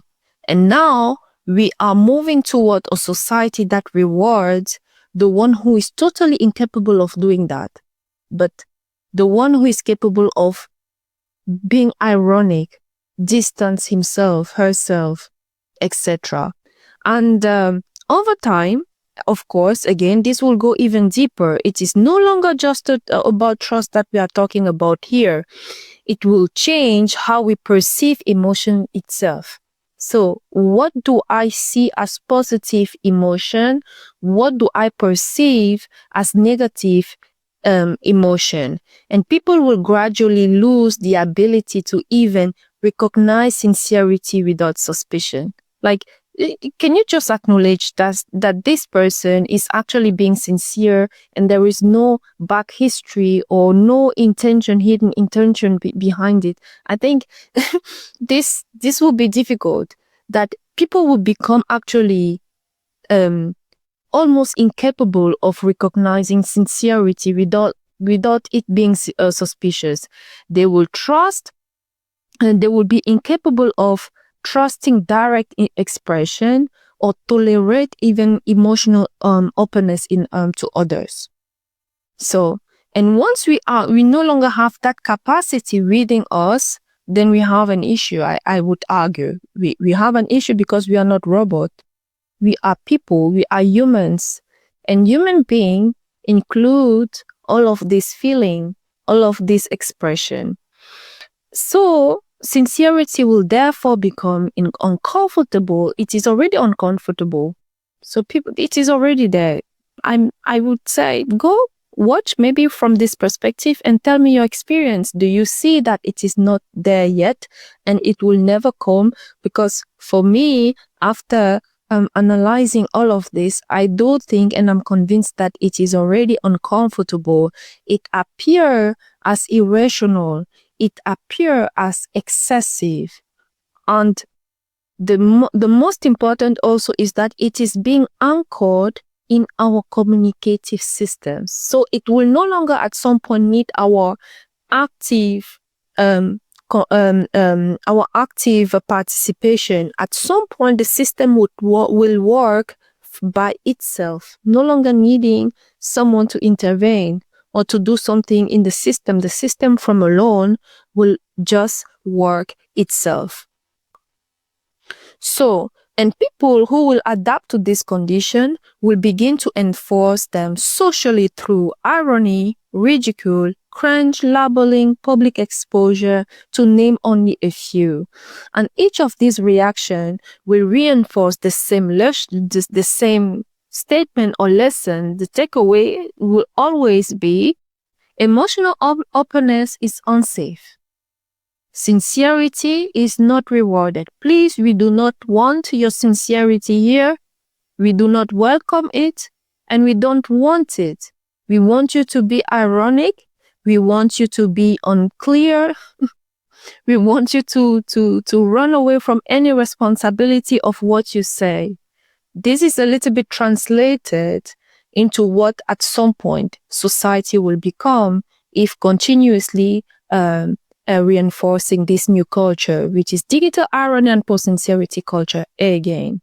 So this result will feel like we are losing the permission of fluency and the condition to express those emotions fluently and openly. So what will emerge is at some point distortion. So this is me simply doing analysis here. So at some point we will come to a distorted society. From that standpoint, not every topic. Please, we keep focused on digital irony and post-sincerity culture. And this is why, let me now get deeper into the triad. So, the triad, let's say, introduces many levels or many layers of analysis. So I am moving here from what we can see, but because I think or I believe we can all see, to what actually is producing what we see. So this is what we do here with triad. We don't stop, or the focus here is not what we see. The focus here is what we cannot see or directly see, and to finally analyze all of it and to understand how it is being reproduced and slowly being implemented into our society. So let me begin with the first letter, which is a T, and I said T refers to tone. Tone is the surface. It includes edging, irony, understatement, emotional softening, but tone is also, it's not just a style, it is also the visible trace of protection. It shows how a message is designed to remain reversible. Beneath the tone now, so this is the first, this is what we can see. We can see the irony, we can see the aging, we can see the understatement, we can see the emotional softening, which is the visible part of the tone. Now let us look under the tone. So beneath the tone lies the risk. Risk is the anticipated cost of being fully understood. This includes reputational damage, relational consequences, future reinterpretation. And risk also explains why tone takes the form it is taking. So, why am I being ironic? That's the surface. Now, beneath the surface, I am being ironic because my reputation is on the line. My relational consequences are on the line. My future possible, very much possible reinterpretation of this message is on the line. And therefore, on the surface, as protection, I am being ironic.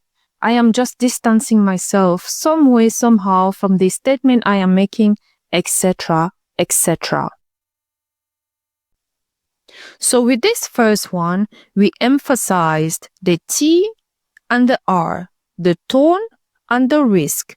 We said the tone is the surface level, or I said the tone is the surface level of what is hidden underneath. Under the tone, we have the R, which is the risk of reputational damage, risk of relational consequences, and future reinterpretation. And now let us move to the I. The I here, I said, refers to infrastructure. And what do I mean by infrastructure? Infrastructure here is simply the environment where that communication piece is going to live almost forever, as long as this platform exists, etc. And that environment is shaped by, can anyone remember? It is shaped by permanence. It is permanent. There is no stop and there is no end date. By searchability, anyone can search and find. Algorithm spread. The algorithm push it to audiences you have no control over. And then the context collapse, because the context, like in communication, I think we can all say it is universal. There is always a context. There is always a context. Maybe someone can challenge me that there are communication where there is no context. But let's say that maybe for this analysis today, communication always has a context. And in this environment we are operating nowadays, context collapse. There is no context. Maybe at first, with the receiving end of the person that you are expressing what you are expressing. But in 5 years, or maybe still this year, if someone watch it in, I don't know, in Mexico, and I would argue that it will be difficult for them to understand the full context under which all of that was said or communicated. So this is why I mean I, as infrastructure, which is the environment, which is shaped by permanence, searchability, algorithm, spread, and context collapse. So what you say no longer stays where you said it. It travels, it persists, and it returns. It can return at any time, at any given situation. Then comes the A from the triad, which is audience.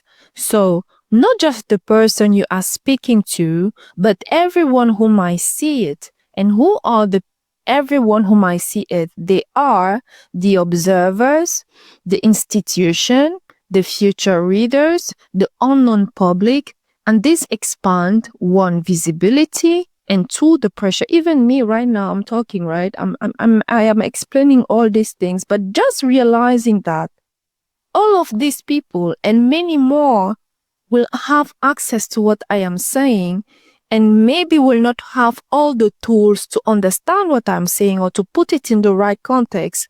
It adds a pressure. It does add a pressure, at least to me.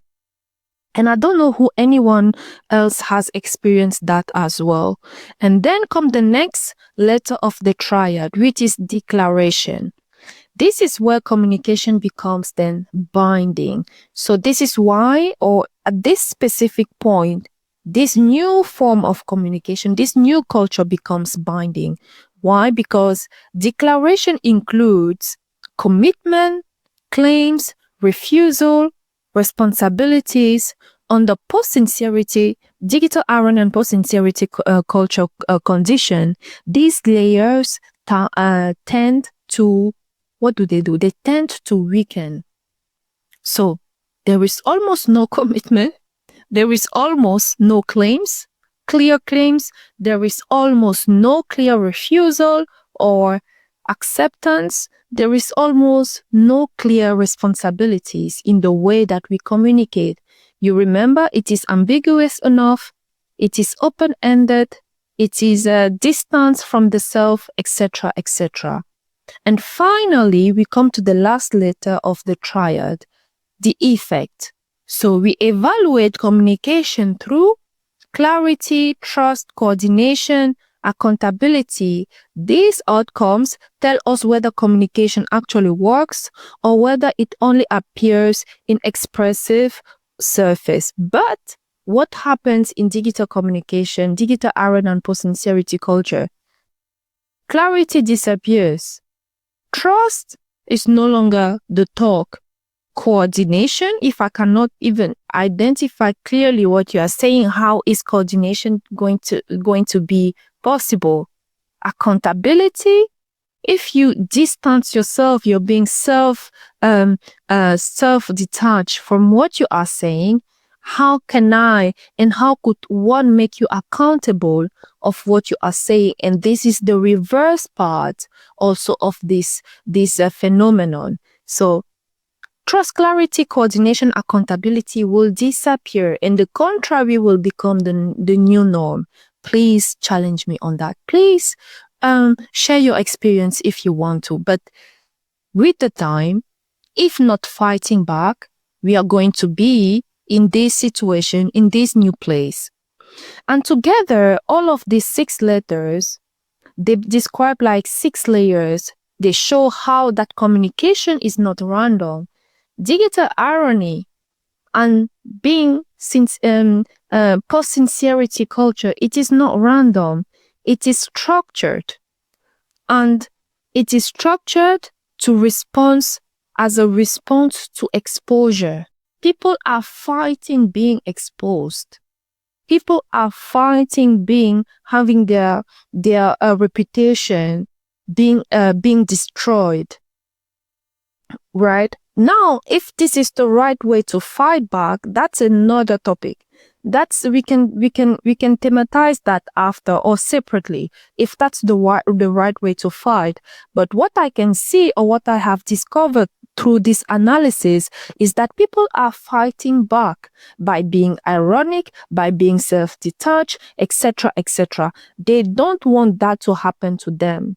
And now I can argue that maybe being ironic and not having any responsibility, not owning what you're saying is not the right way to fight back. This is a totally different argument. But increasingly, it is to be noticed that people have adapted modules, ways, technologies, or strategies to fight back this environment that online communication has created and is now implemented fully in our way of communicating, be it online, be it in public or private communication.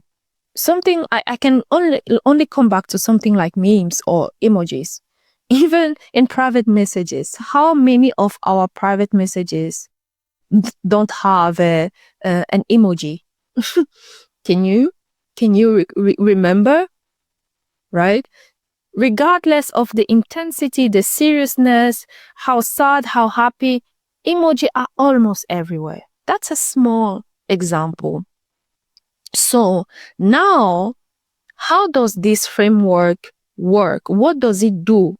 Like, triad is not only descriptive, because I said it can help us understand, which is a little bit of description of what is happening, but it is also a diagnostic and practical tool to allow us or to help us to move through the 4 stages that I am now going to present. Those 4 stages are: 1, identify; 2, analyze; 3, reflect; and 3, respond. Now that we have used the triad for a descriptive task, let us go into the practical side of the triad, because at the end of the day, that theory is not really, it is nice maybe to listen to, but we would like to use the any tool, and this is what I have tried to achieve here by developing this framework, that it is also practical enough for us to actually use it. And the first stage will be here, identifying what am I dealing with. Can I identify it? Can I put words into it, on it? Can I describe it? And can I actually analyze it? So let us start by identifying. The triad helps us to no longer ask the question in online interaction or communication, maybe offline as well. The triad is helping us, or is asking us, stop ask the question, what is being said? Reading the triad logic, I am encouraging you to instead ask, why is it being said the way it is being said? So replace the what is being said with the why is it being said the way it is being said. So you look at the tone. This opens you the doors of that question of why is it being said this way, help you or allow you to enter the layer of the tone. You look now at the tone, you look at the repeated aging, you look at the softened statement, and at the reversible phrasing. So that one, I don't know if someone can try right now. Can anyone try to ask that question? Why is it being said the way it is being said? And you will see that now you can actually access the tone, you can access the repeated aging, you can access the softened statement, and the reversible part of the communication, the reversible phrasing. And then you ask as next step, what would it cost to say this directly? So before you go for your communication partner, the person you're communicating with now, before addressing that, ask yourself first, what would it cost this person if they say it directly? So what would it cost to say this exact message I'm seeing right now? What would it cost to say it directly?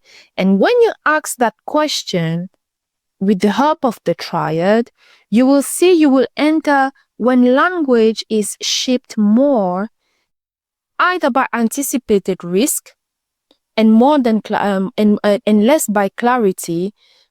If the response is yes, if you note, it will cost, there is a risk behind the way it is being said, and that risk is, for example, they risk their reputation, they risk this, they risk that. So they are trying to manage the risk upfront. Then, therefore, they are being less clear. You have a case of digital irony and post-sincerity culture. So this is happening. So if there is no risk, so after you ask the second question, which was, what would it cost this person to say this directly and clearly?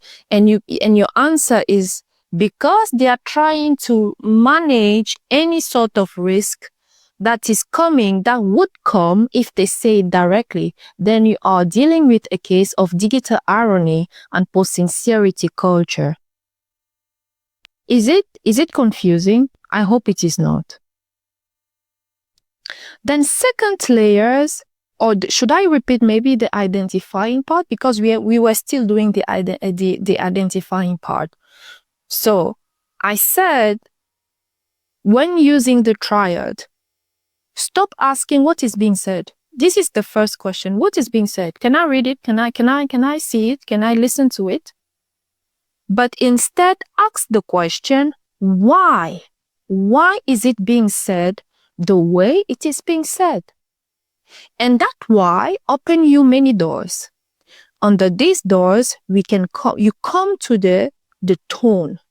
What is the tone? You access the repeated aging.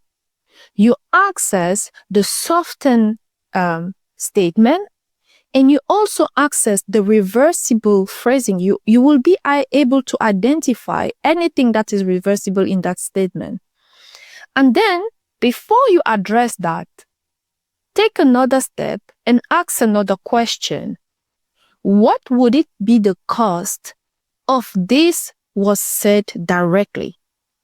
What would it cost this person if they said it more directly and clearly? And if the response to that question is they are managing a risk, be it the reputation, be it the personal relationships, be it whatever it is, if the answer to that question, what would it cost to be said directly, is the management of any sort of risk, then you are dealing with a case of digital irony and post-sincerity culture. The written article is there, or you can listen again.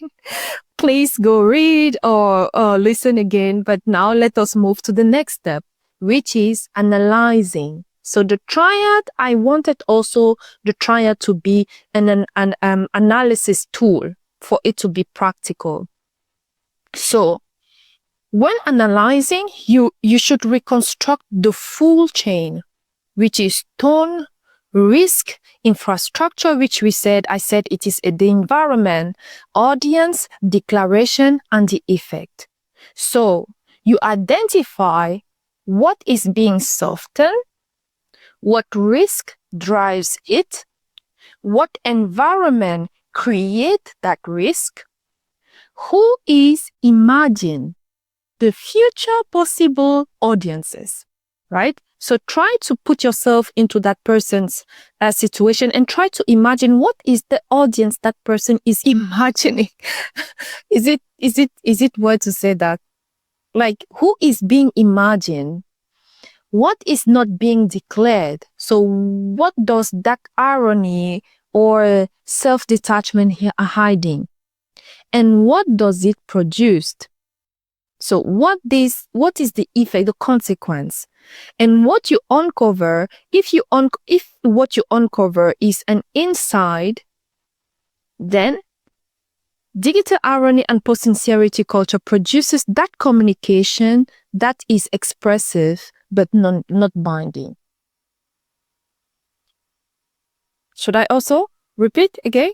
So if when you have identified and consider everything that we use in the explanatory stage, and then you come to the analysis. So you're now analyzing. What are you analyzing? You're analyzing the tone, the risk, the infrastructure, the audience, the declaration, and the effect. Those are the full scope of analysis. Please do not go and only analyze the tone.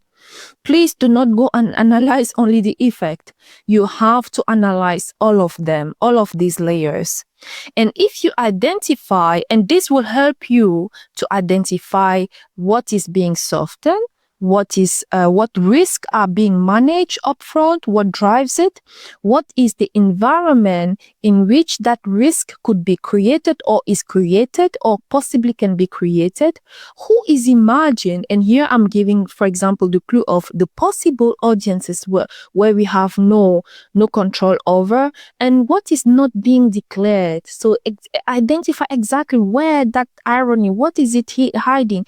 That self-detachment, that emoji, what is it hiding, and what does it produce? And then you will come to the outcome of your analysis will be that communication that is being expressive. It is very expressive to send out a smiley, a big one, but it is not binding at the same time. And that, ladies and gentlemen, is very important. So I am talking to you, but I'm not bound to it. The contrast. Can you maybe let it sink for a moment into us. So you do have this let's say overwhelming ways, shape, forms of communication, people participating left, right, like it is so much going on. You have people communicating so much. So basically you have communication, but what does that communication has as a focus? It is not binding. You cannot say, you cannot point something clearly. You cannot say someone is responsible, that this responsibility, ownership, etc. It is not there. Although communication has never been so crowded than now. So you basically have people who speak, but then nothing is fully committed. And now I think it is the time where you start to think about what is communication and what does it help me to do? What is the role of communication in my life?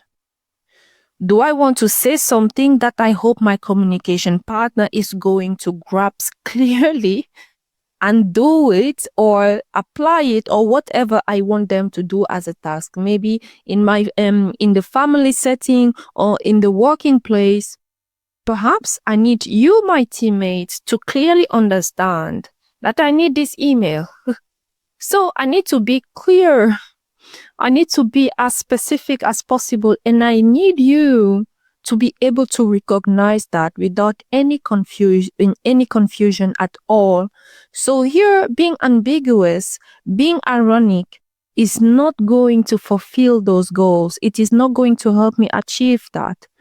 But if I am in a communication settings where I communicate, but nothing is fully commit, nothing is clear, and therefore also the receiving end receives it unclear, and no commitment, nothing at all. So why am I communicating?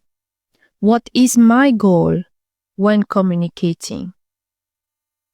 So now the next analytical layers I would say is the reflexivity of the triad. So the triad help us to turn to ourselves. Before saying, in Germany we say do. I think in French they will say toi, or I don't know. Before pointing the finger at someone else, this is what I'm trying to say. Let us take a step back and look at ourselves before going out there and telling everyone everything we need them to know.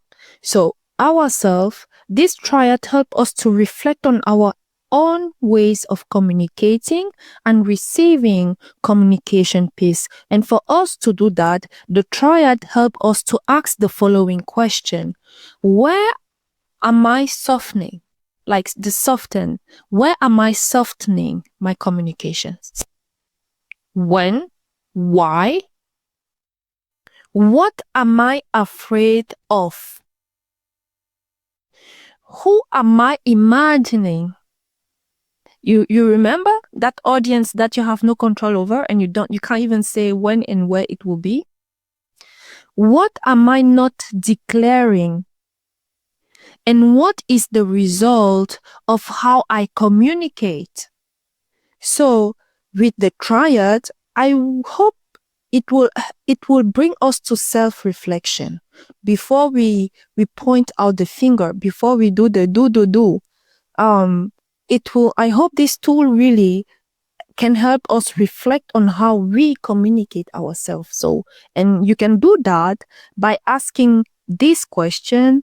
You can ask others, but let's say those are the leading part of this framework. So, where am I softening my communication? What am I afraid of? Who am I imagining? And what is it that I am not clearly declaring in my communication? And what is the result of how I communicate? And then normally, or hopefully, you will realize that your communication may be optimized by safety and not effectiveness. You are trying to be safe. You're just trying to navigate safely through all these layers to come through.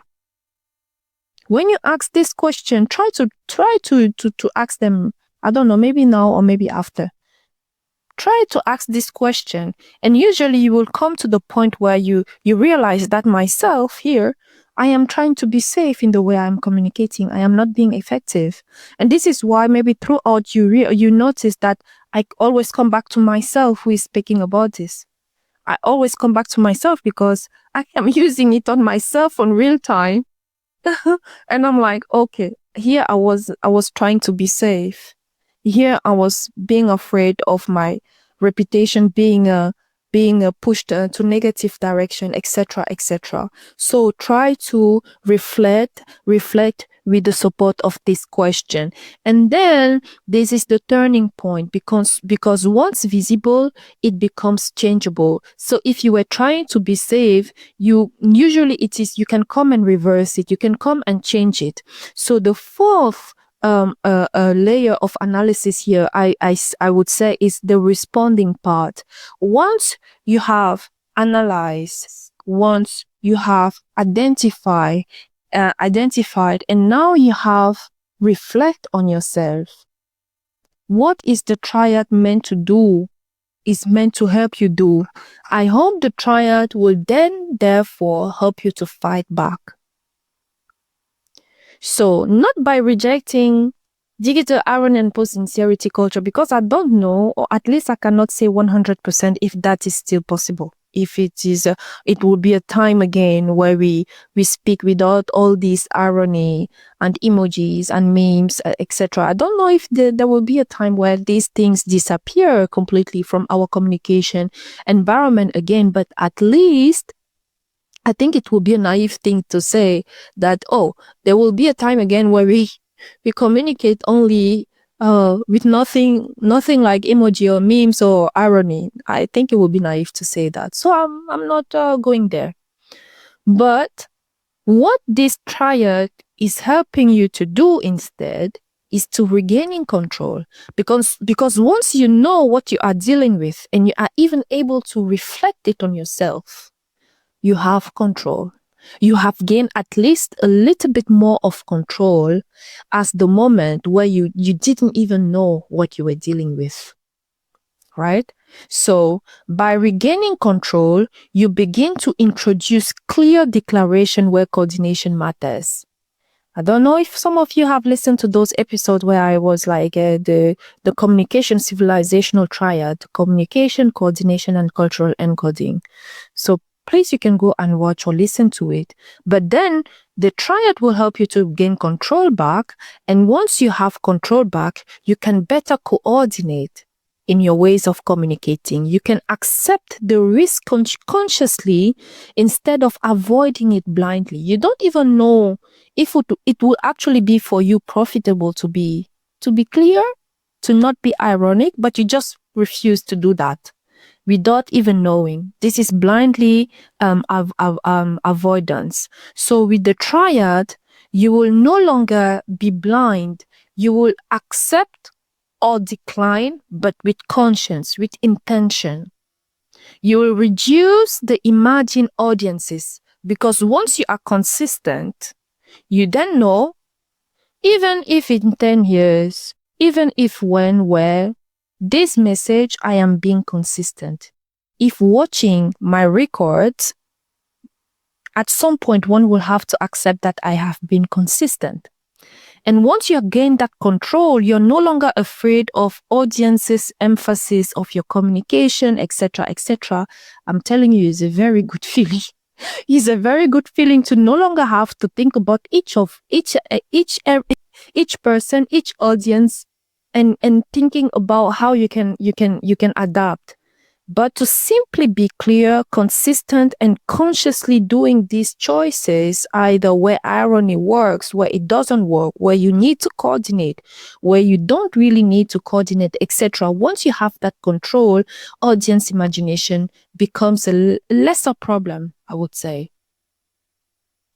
And then you will start to differentiate the context, as I said, where does it work to have self-detachment, for example? Why does it not work? There's a sentence sitting in my throat like it knows my name. I hold it until it quiets down enough to stay. I don't press send, I measure risk before pleasure. Every word weighed like it's filing paperwork on my future. I learned how to sound open without opening, how to suggest truth without owning it. Every message written for two audiences at once. The one who reads it now and the one who finds it months from now. So I soften the edge round the spine, leave just enough meaning so I stay unsigned. I feel it rise, then I calm it down, turn the feeling into safe sound. Not because it's wrong, but because it's mine. Before I send, I breathe it in. Before I send, I slow my hands. I don't need armor, I don't need plans. I just need you to understand. Need you to understand.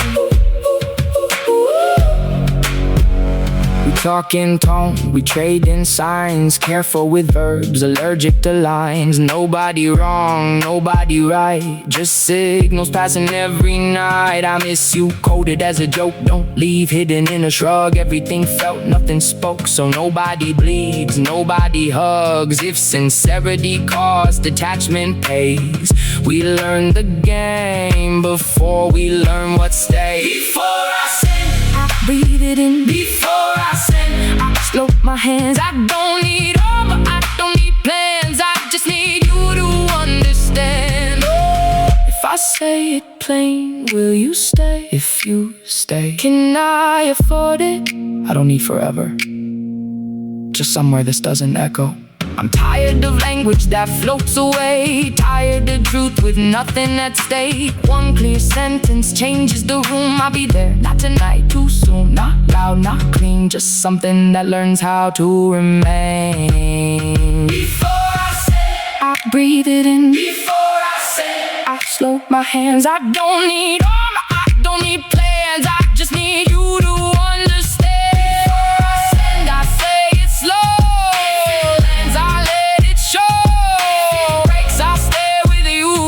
Before I send, I choose the truth.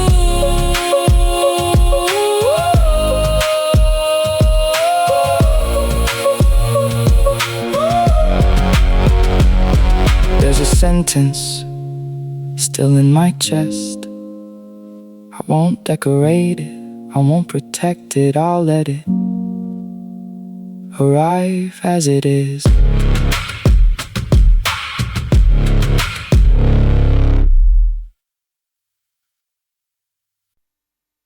So, and when you have that consciousness and you're able to differentiate, you are able to make choice with full chest. Like here, I am intentionally being ironic because it serves my goal in communication, right? We are still with communication. We are not with the other things.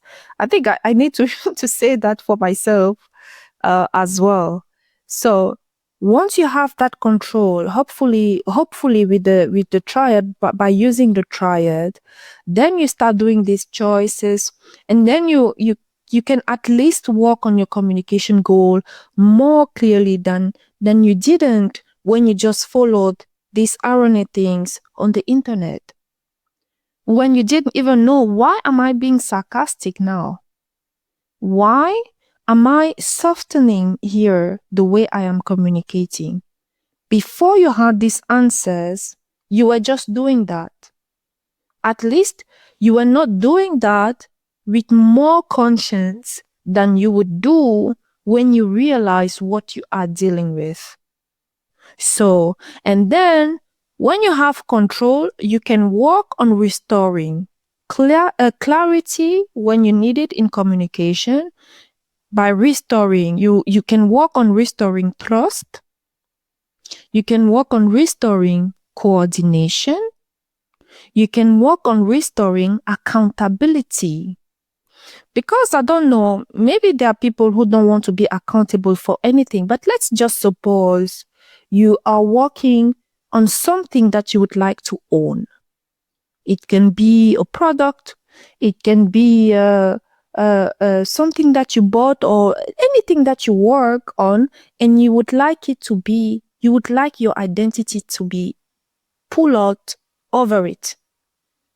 And by the way you're communicating or telling that or managing all of that, you're so unclear, you're so ironic that anyone cannot even say, okay, this is clearly Nelly, or this is clearly this person XYZ. You know? So at some point you want accountability, not because you want other to expose you, but because it serves you, your goal. And this is what I could say about the triad. And this is one of the rare episode where I would encourage actually to go and read the article. Because I don't know, I feel like reading will add another layer into this, because I have introduced a new culture. I have also introduced a framework that can help us to deal with that new culture, because it is good to talk about the challenges, to talk about the problem or the not problem we have in our everyday life. But for me, it is better to add a solution layer. And this triad is the solution I am bringing to the table. Now we can discuss about the solution. We can argue on it. We can pull it right, left, center. But at least we have a basis. And if that helps, it can help us to improve at least, or to move forward now. And this is what I wanted to do. But it is also important for me to state the following. The triad is not a 100% fully functioning tool that you can use to deal with digital irony and post-sincerity culture. It is still work in progress. And myself, I have already identified some limitation to this framework. And one of these limitations is before we come to the limitation, because I want to say first that triad relies on interpretation. So this is what I could see myself when I was developing it. And risk and audience are inferred. So it is at some point not really clear, where is it about risk, where is it about audience.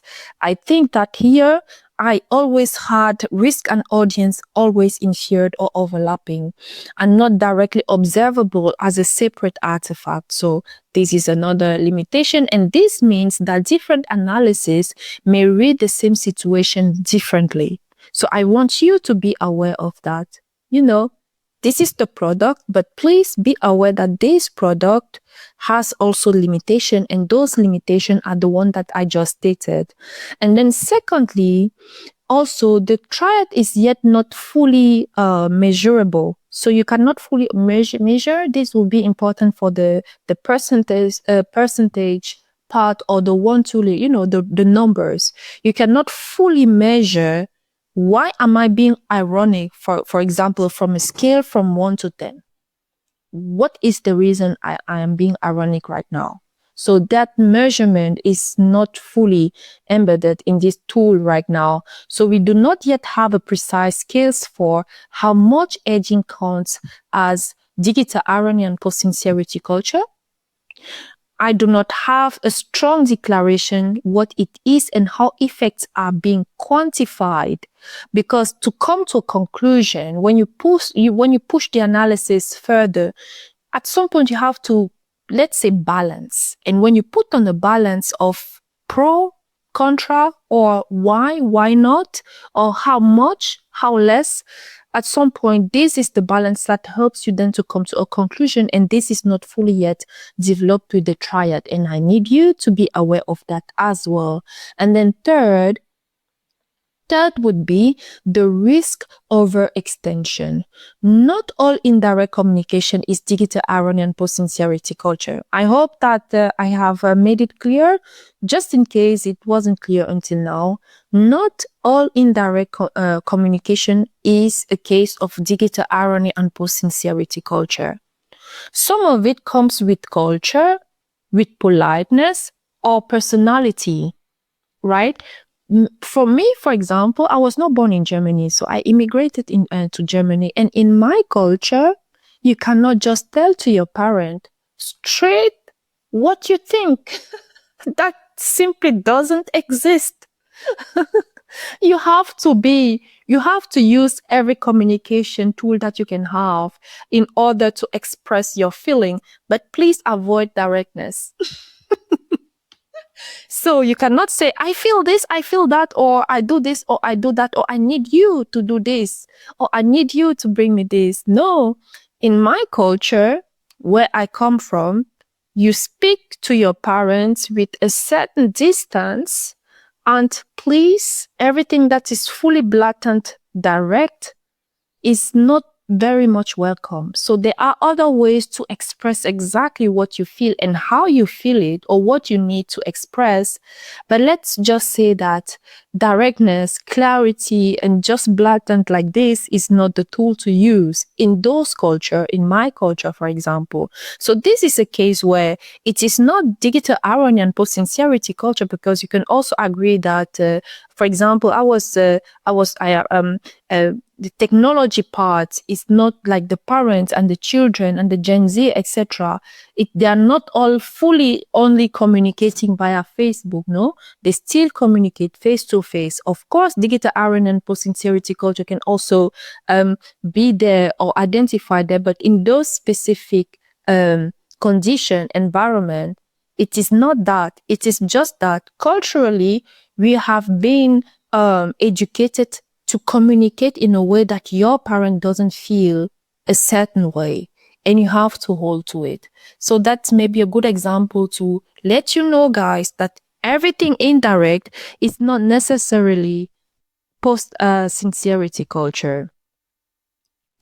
Fourth, it is context sensitive. So this tool triad is very context sensitive. So it works best in high exposure environment. So this is also one of the things I identify when working on it, and less unstable and private settings. So it is, again, it's difficult to, in direct communication, private ones, it is very difficult to say this is the post-sincerity culture. But in environment that are public and that many people are involved, etc., and best in digital environment, there you can really identify digital irony and post-sincerity culture. So the next thing or information I think it is important for you to know as the limitation for now of this tool or analytical framework is that using the triad is actually demanding. You saw that we went through many stages, many analytical stages, many the descriptive stages, and therefore in real-time communication, like right now I am communicating and me processing the triad in the background of my mind for me to identify what I am dealing with in front of me as a communication partner, it is not easy. But when you understand the logic of the triad, then you can use it. But then for you to understand, you have to take time to read it, to exercise maybe, and then you will be able to use it in real time. And that process is demanding. It is also important for me to state that.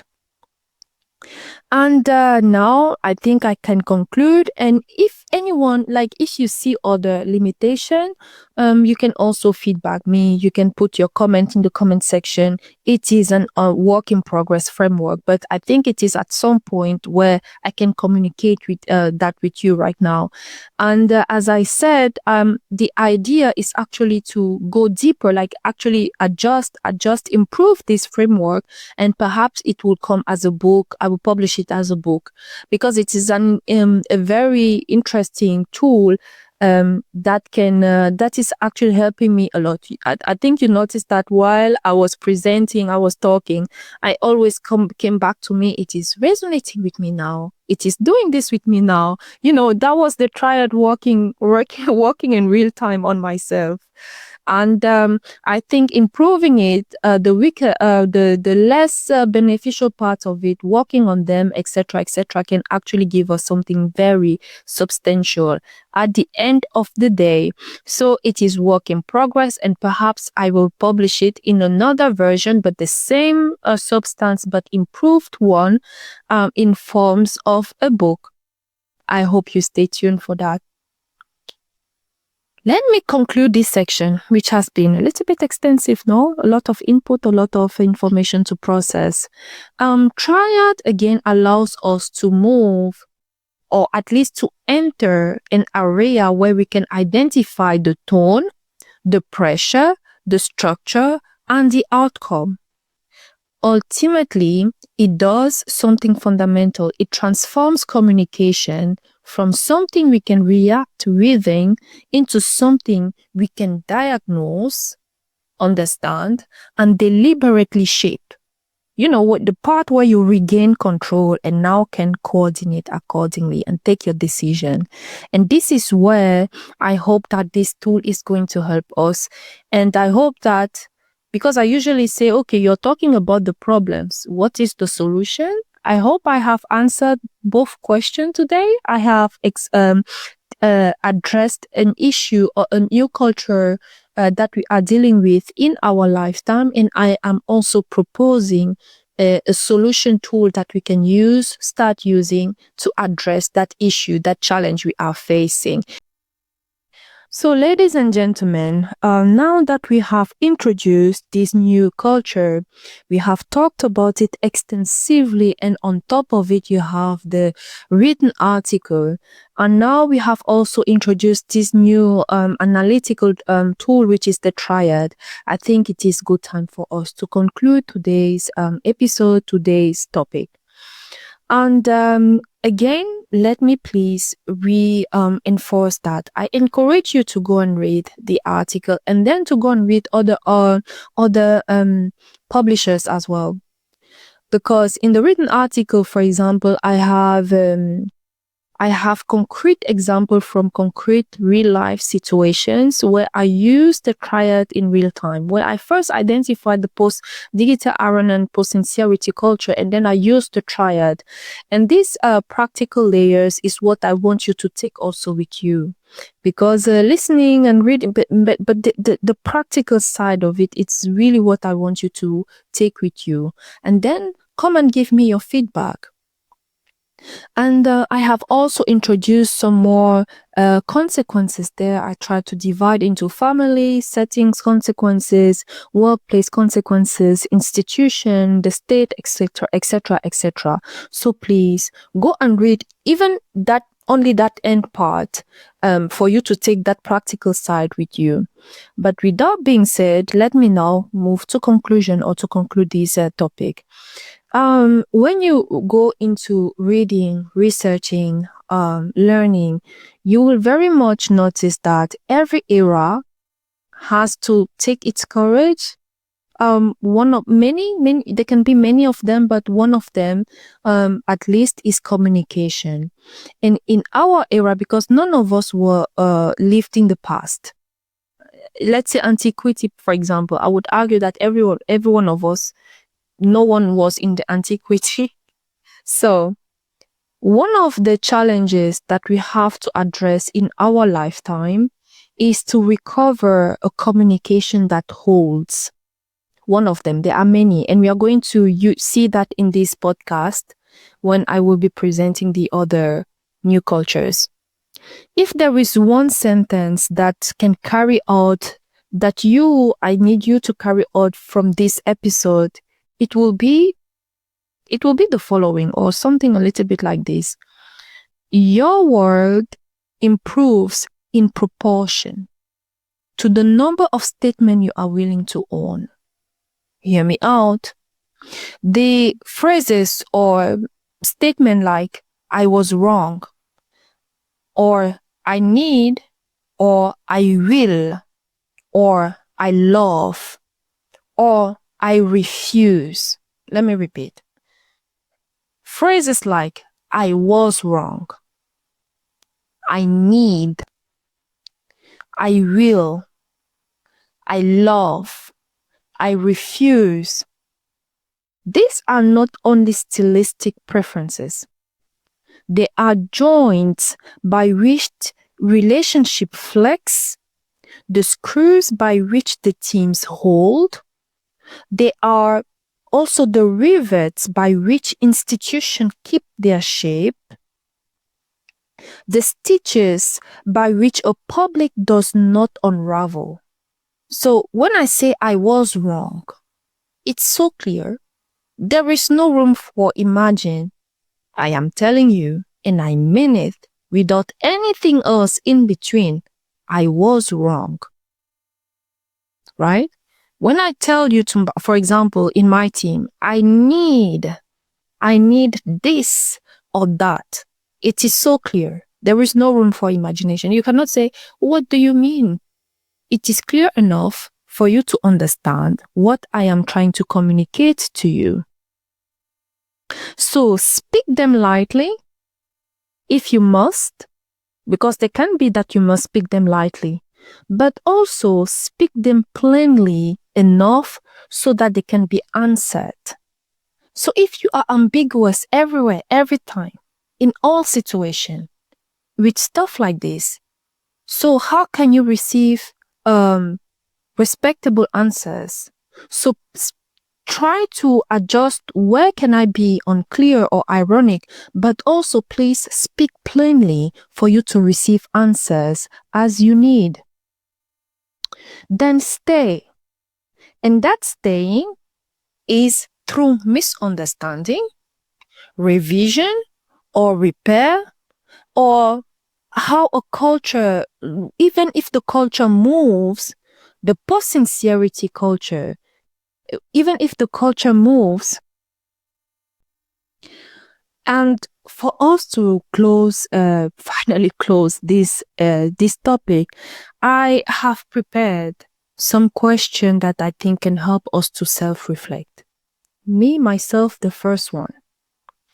So these are not, let's say, rhetoric question or invitation to self-confession. No, this is not. This is very much not the goal of this question.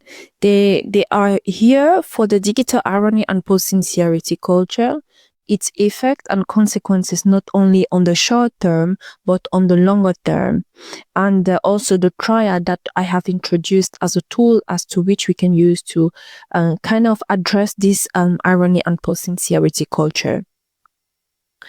So, ladies and gentlemen, do you acknowledge that a culture which teaches people to pre-edit their emotion, to soften their pride, to mask hurt, to dilute longing, inevitably produces individuals who become strangers to their own sincerity long before they attempt even to share it with others?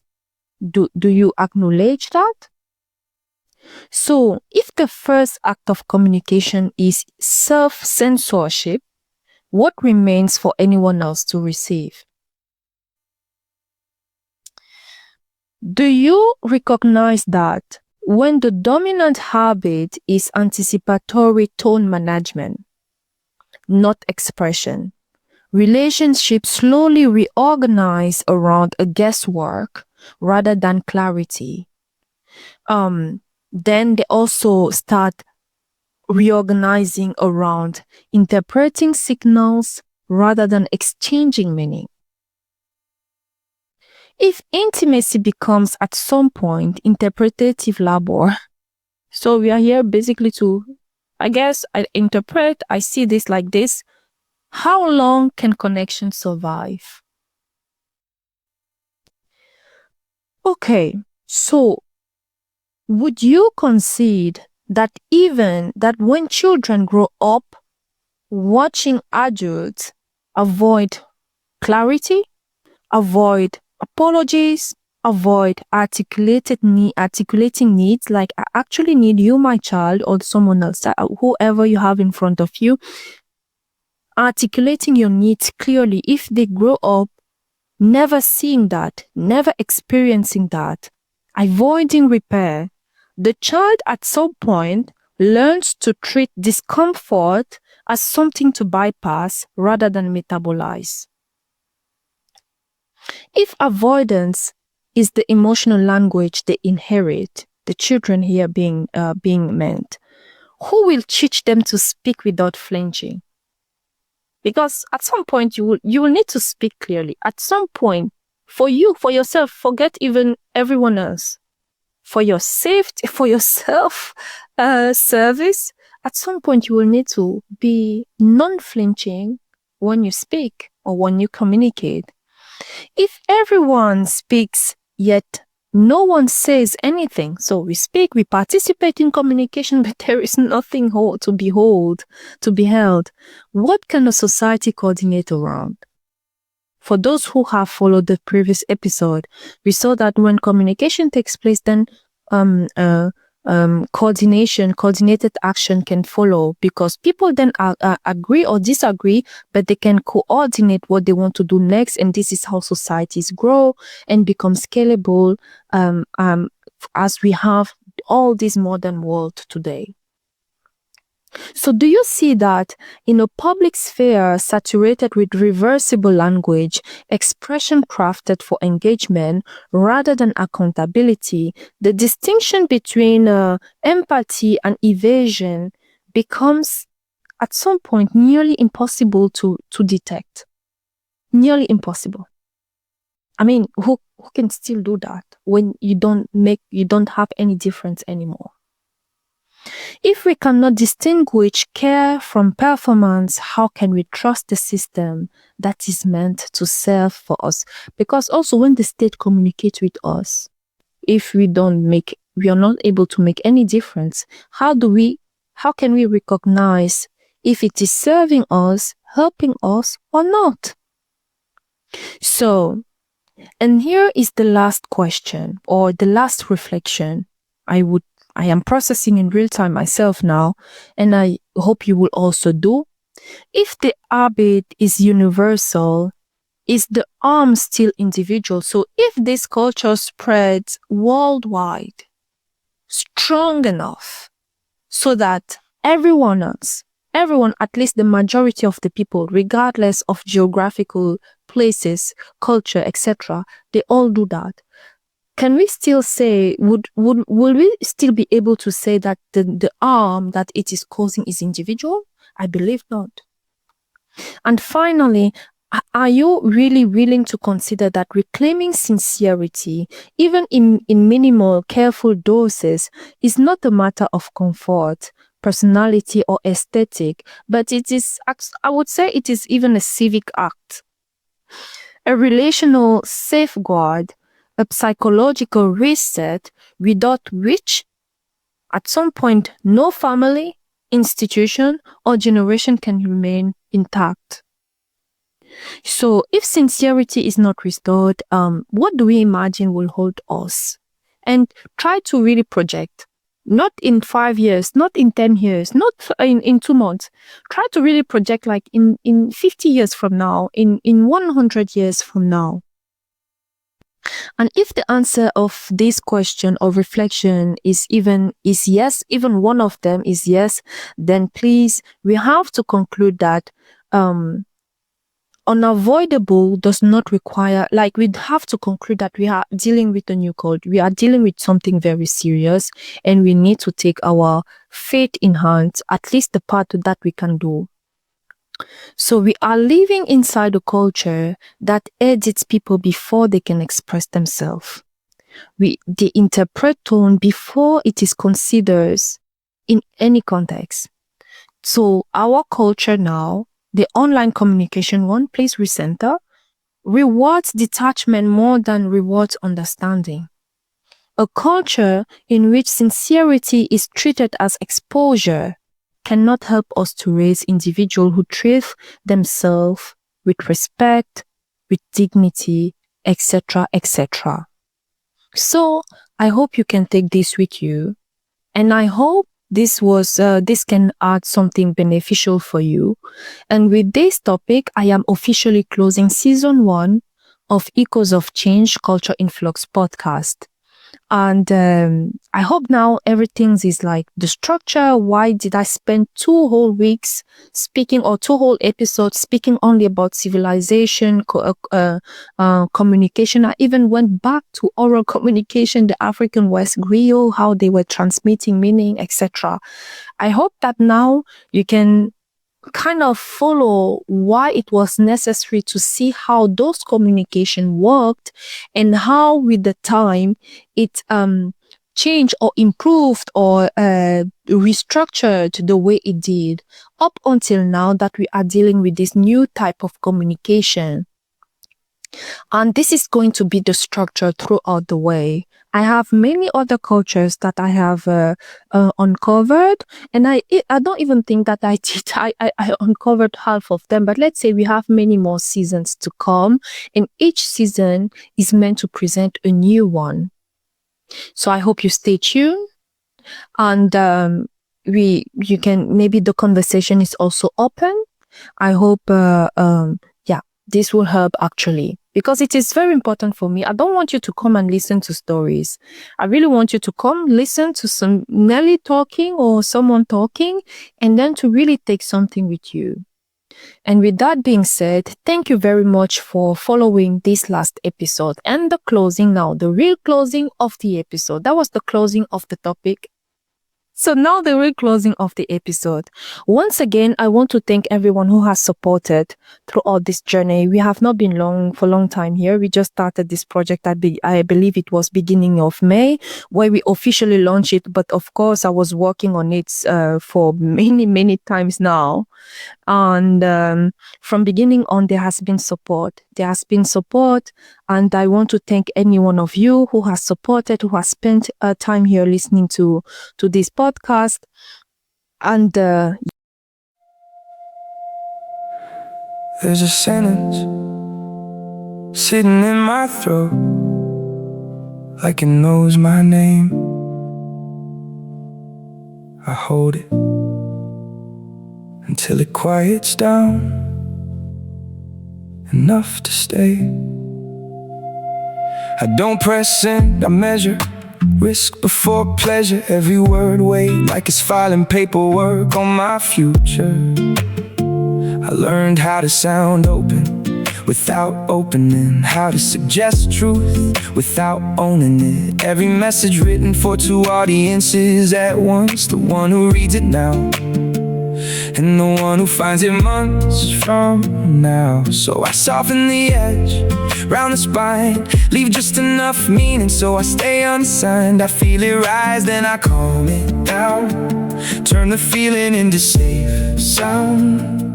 Not because it's wrong, but because it's mine. Before I send, I breathe it in. Before I send, I slow my hands. I don't need armor, I don't need plans. I just need you to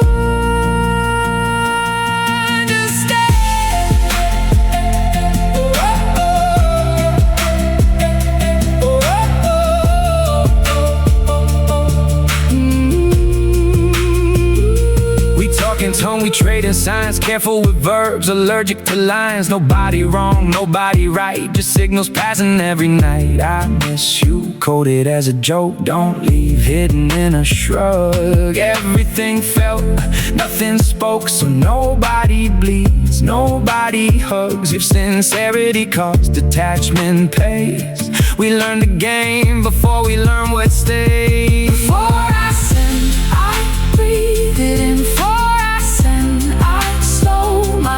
I don't need armor, I don't need plans. I just need you to understand. If I say it plain, will you stay? If you stay, can I afford it? I don't need forever, just somewhere this doesn't echo. I'm tired of language that floats away, tired of truth with nothing at stake. One clear sentence changes the room. I'll be there, not tonight, too soon, not loud, not clean, just something that learns how to remain. Before I send, I breathe it in. Before I send, I slow my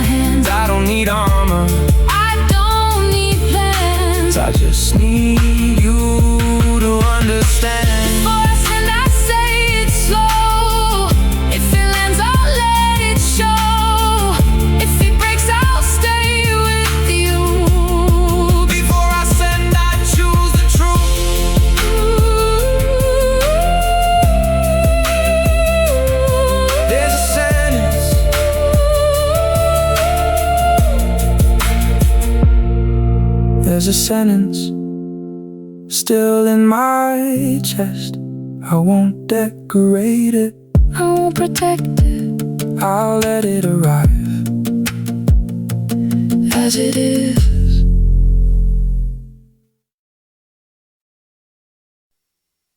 Okay, alright, I'm so sorry. That was the system not working for a moment, but now I am back. I was thanking everyone who has supported us, who has supported me with this project from beginning on. Really, from my heart, thank you. Thank you for the support. Thank you for being there. Thank you for tuning in from day one, from the first episode. For those who have joined throughout the journey, thank you as well. Thank you so much for trusting us, for spending times here. My hope deeply is that you also take something with you, and really thank you. And I hope we will be greeting many more people, and that the message will really get spread outside here. Now again, this was season 1 closing, and I need to state or communicate a few things for season 2. The first thing is that you have these topics being addressed in forms of podcast, the audio version, audio format. You then have the video version, which are usually on YouTube and Rumble, and then you also have the published article. So for the published article from season 2 onward, we are going to introduce a paid subscription. So there is one part of articles that you will still get for free. This I share it as soon as I know. I share this knowledge, and I hope to be receiving other knowledge or insight or input back. But let's say it is there, I share it for free. But there is another part of the article that is going to be only accessible on a paid basis. So I hope you understand why, because when I'm still studying, I'm still doing my PhD. I am not done now. I still need to do some adjustment and here and there. I'm still working on it to not be very extensive there. And I work full time, and I do this other research and that and that and that. So let's say that a paid subscription is also to support each other, and I hope you understand why. And here on YouTube, as well as Spotify and Apple and Amazon, there is also going to be the same paid subscription.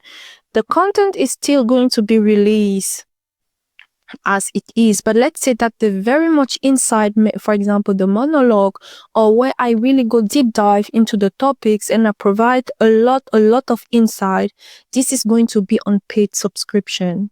So you can only access that part of the content only if you are a paid member, a subscribed member who is paying as well, and many other things. Not only that, the paid subscription package is going to be published and communicate in time, and you will have time to see and to assess for yourself if it will be an addition for you or not. But we are going to introduce that.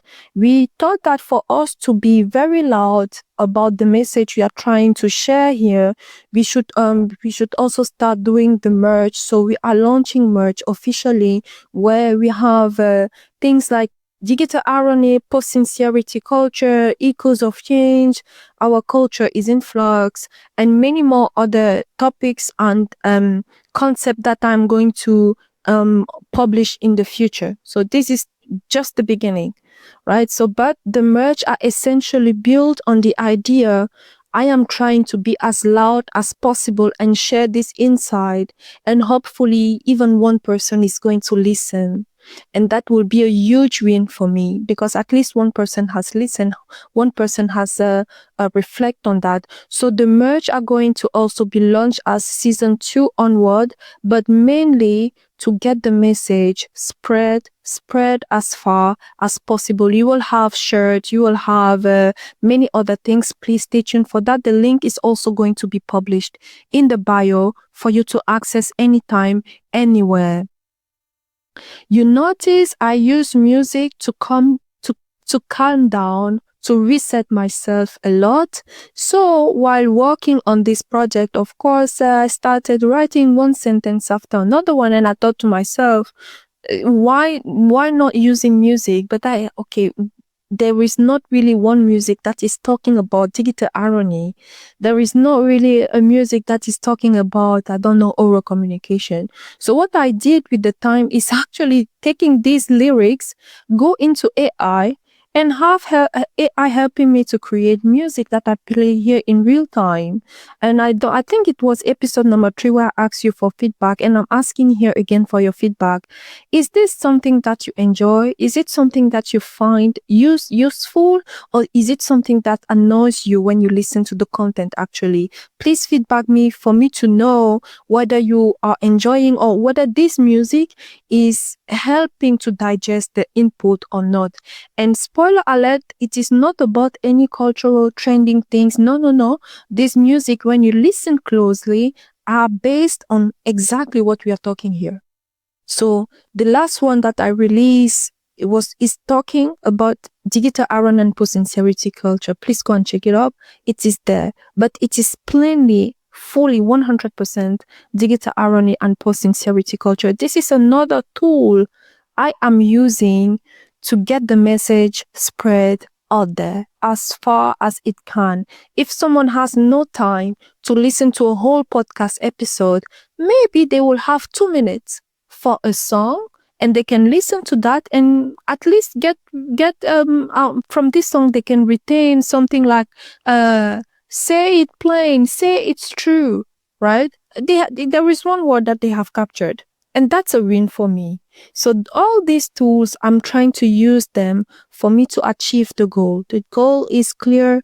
We want to emphasize what is happening in our lifetime to ourselves, and maybe we can prepare for the next generation to come. Maybe, who knows? Who said we can't? So this is another thing, and all the links are in the bio. Thank you for your like. Thank you for your recommendation. Thank you for your subscription. Already there are some members that are already subscribed, and they have access from beginning on to that other part of the content I just mentioned. And hopefully many more will subscribe so that the full scope is really shared and spread over. So season number 2 is going to be interesting. I think I said that already as well. It's like dinner. So we start with the less heavy part of the dinner, and then we get into the full mode of the main dish. Exactly, this is what we do in Echoes of Change Culture in Flux podcast. This is a very important topic, but let's say compared to the one who are coming, it is lighter. So please stay connected, because season 1 is going to get more interesting, and season 3 is going to get much more interesting, and so on and so on. So please stay tuned. Until then, I wish you to take care of yourself. I wish you to be okay, and please take care of your loved ones as well. And thank you very much again. And now I can officially close this episode. My name is Geraldine Nelly Bekono, Nelly for short. And this is Echoes of Change Culture in Flux podcast. And I hope you enjoyed what you experienced here.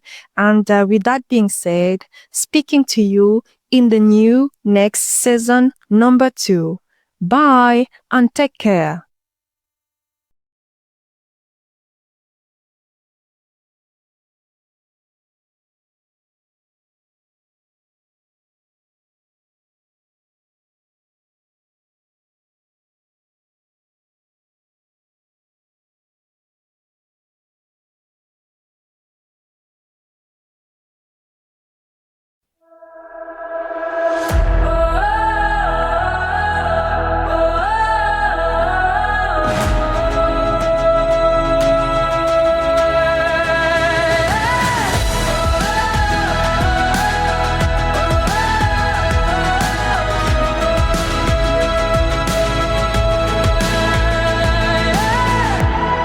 We walk through shadows that keep on shifting.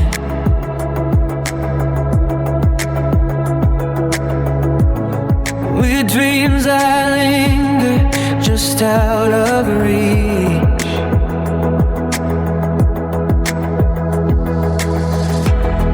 Each moment feels like a new beginning.